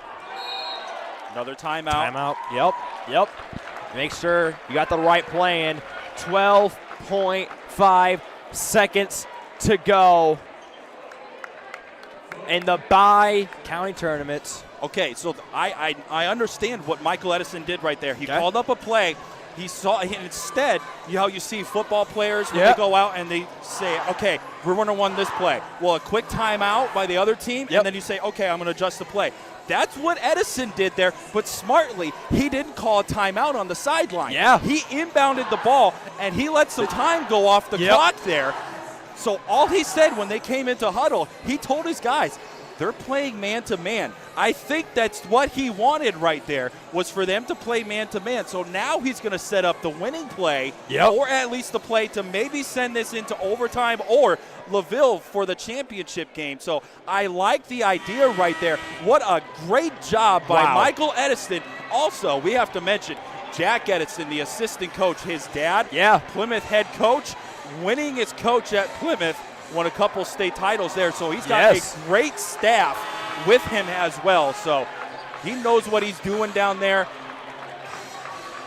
We're going to have to see. It's going to be a gritty 12.5. It all comes down to this. 10 seconds to go. Try and get it down low. Try and get separation. Shot up. Not going to go. Enter. Go to Bremen. Be Bremen basketball. A player for Bremen saying, hey, we want 1 second on the clock. They're not going to get it, though. You cannot foul him there. Cannot. 0.6. Just let him chuck it up. Just let him inbound the ball. There's no reason to foul here. Good if it goes. Oh! That one almost went. Welcome to overtime. LaVille and Bremen. What a better way to start off your weekend and start off a Friday night here. Take a look at this final replay. This one was close. Man. We had the pleasure to have two buzzer beaters last night in the girls' game. Yeah. Culver with two buzzer beaters in back-to-back quarters as well. Unfortunately, Chase Devine couldn't get it to go there. And, well, we've got an extra 4 minutes of Bicounty basketball here. What's better than this? Nothing really, to be honest with you. This has been an amazing, amazing ball game. And what else did you expect from these two teams? You saw Bremen jump out to a big lead after LaVille went out to a 6-2 lead. And then the scrappiness of LaVille, the grittiness, the determination to not get blown out by your arch rival. To come back in Bicounty, and now you have an extra 4 minutes for your Bicounty season in order to go to the championship game and a meeting with Triton. Yeah. It all comes down to this. Yeah, this has been an amazing game for this Bicounty tournament. Nothing gets better than this. 4 minutes on the clock.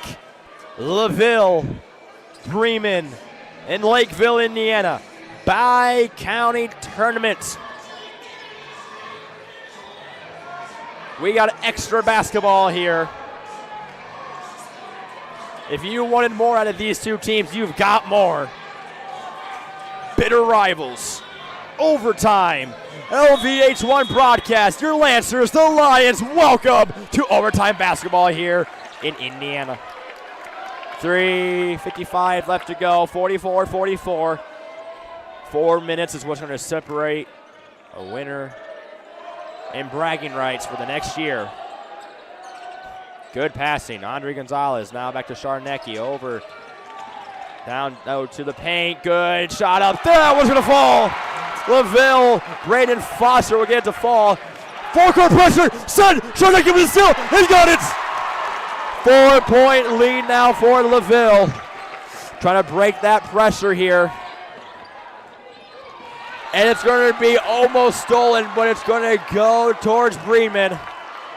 If you are Matt Miller right now for Bremen, you got to think what is happening. It's just a great job here on these 2 plays. Lance Edison with the drive, dish down to Foster.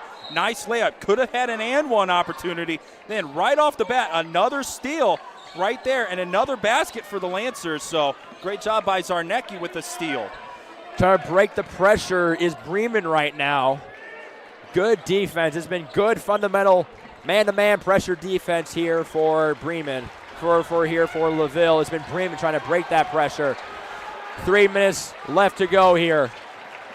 Lancer fans loving this defensive stand right here. Yeah. Wasting a lot of time are the Lions now because they can't get a good open look. Driving towards the baseline. Kicks it back out. It's going to be a steal and a turnover. They're going to reset the offense here. A lot of contact. 2:30 left to go. Kicks it back out. Over to Gonzalez. Back over to Zarnecki. Zarnecki's going to be at the top of the key. Gonzalez. Oh, he thought about a three. He's not going to take it, though. They haven't been the best three-point shooting team tonight. So better off you don't shoot that. It's a smart one because I don't think that Coach Edison wanted him to shoot there. No. You need to waste some time here. Even though it's a 4-point game, you just need to waste some clock here. Just eat that time away. So LaVille's doing so well right now. Got 2 minutes left on the clock here. Good fundamental basketball. Great passing. You are setting this up perfectly. And they will foul. Matt Miller called for them to foul. He saw enough of just passing the ball around. Well, it's getting down now. Bremen is on the opposite side Yeah. now. They're into crunch time here. I know there's 152, but LaVille, if this was football, they're owning time of possession here. Yeah. From this fourth quarter to now, they're owning the time of possession. Can he knock that one down? Yes, he can. Colin Zarnecki. 1:52 left to go. 5-point game for LaVille. To make it. Got it. 6-point lead for LaVille.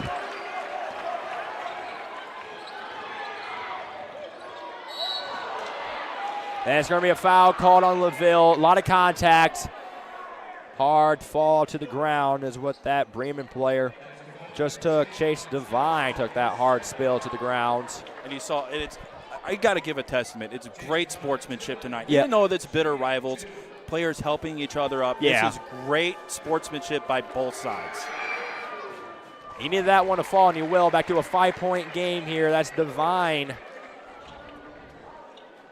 to close it down for Devine for a 4-point game. Yes, he will do a 5-point ball game. Timeout called here. Had to take a timeout on the court. We'll take a time right here. This is LVH1, your voice of Lancer Nation.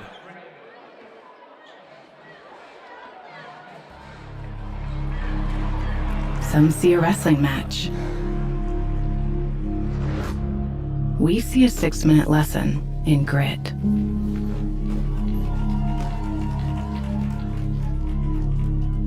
Some see a coach sending a runner home. We see a mentor guiding a student athlete into the future. Proud to keep education in front of athletics since 1903.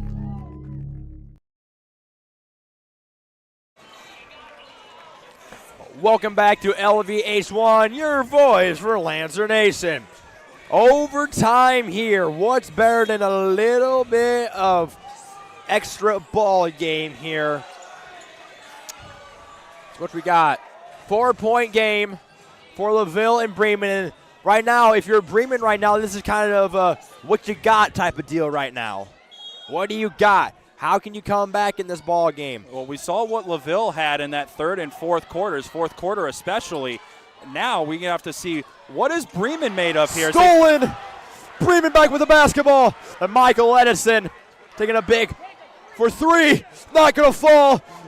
Kicked back out to Bremen. Oh, he wanted that three. He's not going to take it, though. For three. That one will not fall. Rebounded by Bremen. It's going to be a jump ball. And it's going to stay with Bremen, though. So even though to the dismay of Bremen fans, it's going to stay here with the Lions. Well, the Bremen fans, it looked like they might have wanted a travel call there. Or no, they wanted a foul call. They didn't get it. 3. Not going to fall. That's just an air ball. Going to go over back to LaVille. Not the best offense possession. That's not what you wanted either. If you were Bremen, you wanted to set up a good offensive possession. That's not what you got, though. 1:14 left to go. Foul will be called on Bremen. 1:12 left to go in this ball game. It was a smart foul. You foul Braden Foster and not Zarnecki. Zarnecki's been the guy to make free throws. Yep. Foster, however, he's 1 for 2 from the line thus far, so it's a good person to foul. Both teams in the bonus. Zarnecki will get that one to rim in. 5-point ball game here. Winner goes to play Triton in the championship. And no matter who Triton plays, they're going to have their hands full with either of these two teams. Zarnecki. He can do it all tonight. That was Braden Foster from the line. Braden Foster from the line there. And a foul called that time. That foul will be called on Zarnecki.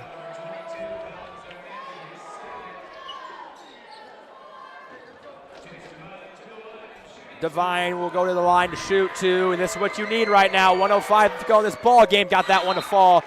Chase Devine for Bremen has been that main guy to shoot the free throws tonight for Bremen. High free throw percentage here from the line, 105. There's that student section for LaVille that we all know and love, getting loud.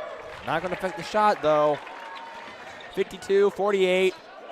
Heavy pressure set by Bremen. Pass in. It's going to be LaVille basketball. A lot going there. A lot of bodies flying for LaVille, for Bremen and LaVille, too. It's going to be LaVille basketball, though. 58 seconds to go. 11th turnover for Bremen in the fourth quarter and overtime combined. And the foul will be called on Bremen. 56 seconds to go.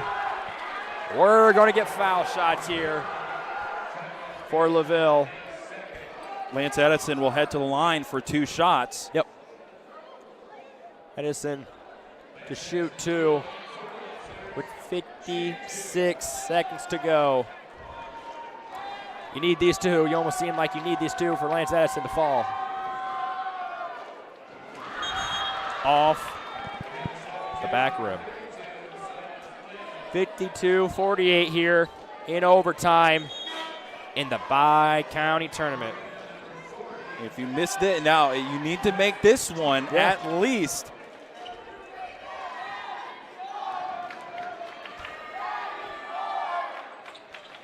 That one's not going to fall. Rimming around the hoop. It will not fall. 51 seconds to go. They got to get something to go quickly here. Pass over far side. Corner 3 for Bremen. Not going to fall. But it's going to go out of bounds. Back to LaVille. Bremen right now not having their way at this moment in the game. It has not been their overtime here. You like the Hysteria replay. It's a good shot attempt. It almost seems like that shot got tipped. That's how short that ended up. Yeah, great job by Cody Allen right there. Hey, good job not to take that shot there. That was a really smart idea to not take that shot. And he won't. It was good. Cody Allen to the line to shoot 2 for the Lancers.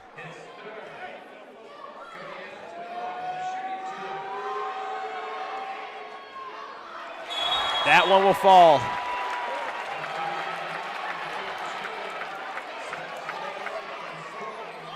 Bremen playing offense for defense here, getting the guys with foul trouble out, getting the guys with some good offensive ability in, and subbing them out on the defensive end. Got that one to fall too.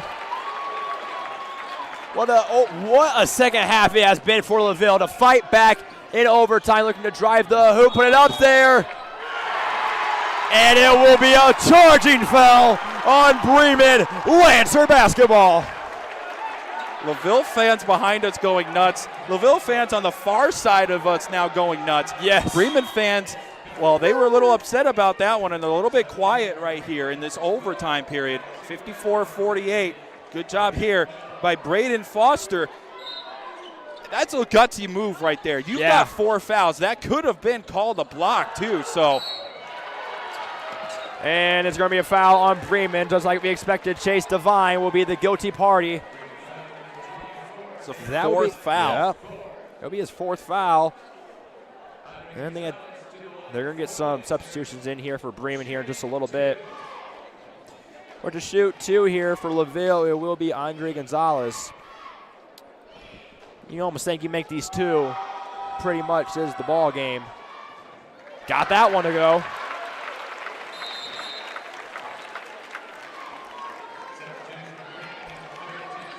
Great, amazing ball game here from LaVille to fight back, to show that grit, toughness, and to show out this for your hometown, and now to have a shot at the Bicounty championship. Got that one to fall too. It's an 8-point ball game. Passing over the line here, 21 seconds to go. Got to get something to go. And that will be airballed, and it's going to be a foul called on Bremen, and LaVille will shoot 2 again. Lancer students making Bremen know about it. Yes, they do. Just chanting, just like football. As LaVille has had they're on an 8-game winning streak, I believe, in football too. So, like I said, it is a rivalry here. It is a bitter rivalry between these two. LaVille will get that one to fall too. Now these 2 teams, they know each other so well. Whether it's on the hardwood, on the football field, any sport that you play, these 2 are huge rivals. That one will fall also. It's a 10-point game. And Bremen still looking to push the tempo here. Kick out for 3. That one will not fall. And that's it. LaVille has done it. LaVille has come. LaVille has come back. And LaVille has pulled off the unthinkable. They have done it. LaVille, your hometown Lancers, wins it here. LaVille wins it 58-48, 10-point ball game. How about your LaVille Lancers? We're going to take a real quick break. When we come back, we'll wrap everything up for you. This is LVH1, the voice of Lancer Nation.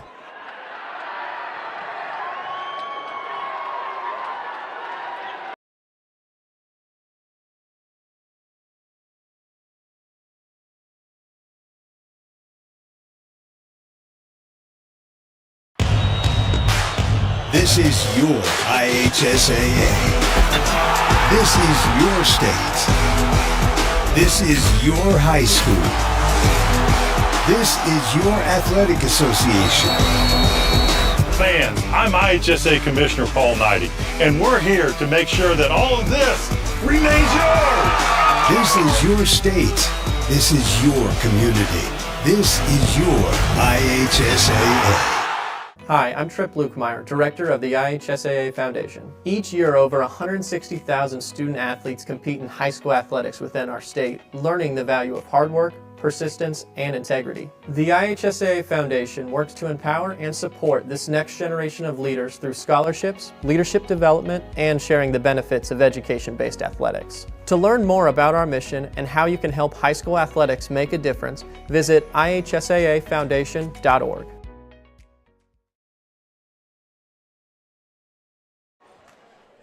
LVH1 is your voice for Lancer Nation. Welcome back, everyone, into an absolute thriller of a ball game. Early in this game, it was all Bremen early in the game, but then out of nowhere in the second half, the tides changed. Everything changed. The energy in this room changed, and LaVille came back to pull off the unthinkable and the improbable win. A great game for LaVille, sending it into overtime. Final score here, 58-48 here. Great game here overall here over here. We're getting the stats all finished up here. Kenny, let's take a look at that stat sheet. What were the final stats here for tonight's ball game? Well, I need to say this quickly. 11 points for Bremen in that first quarter, 16 in the second. 19 points combined between the third, fourth quarter, and overtime. That's defense. LaVille scored 19 in the fourth quarter. Yeah. 33 between the fourth quarter and overtime combined. Man. Stat-wise for Bremen, it is a full stat sheet. Bryce Miller with 2 points. Riley Tiener with 2 points. Aiden Hunsker with 4 points. Travis Graverson and Silas Lady both had 7 points. Mintle had 5 points, and the leading scorer for Bremen was Chase Devine with 21. Man. For the Lancers, another full stat sheet.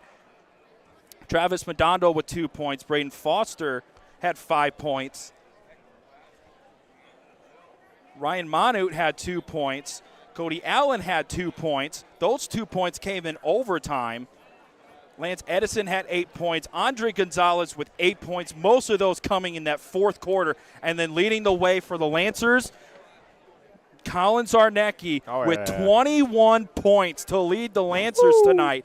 So Chase Devine and Colin Zarnecki both having outings of 21 points.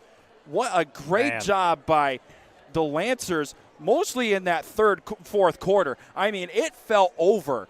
It felt over at halftime. It really did. And at halftime, we saw Edison kick the chair Yes. on the way into the locker room. And then out of nowhere, we saw the Lancer defense kick in. We saw the Lancer defense kick in first. Then the offense finally started to get going late in that third quarter. And then the fourth quarter, that's when LaVille just opened up the floodgates. It was a 19-7 advantage in that fourth quarter for the Lancers.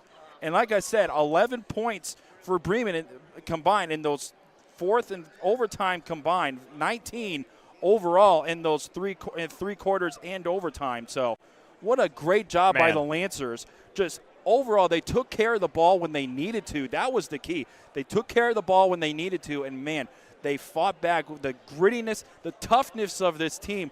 I don't know. Triton might be the favorite picked by the media, but after this, you've got to be happy. If you're the LaVille fan, you're wearing Lancer blue, and you've got to be happy about this. I don't know what John Harrell's going to have to say about this one, but the scrappiness and the grittiness, I think that needs to be taken into account here.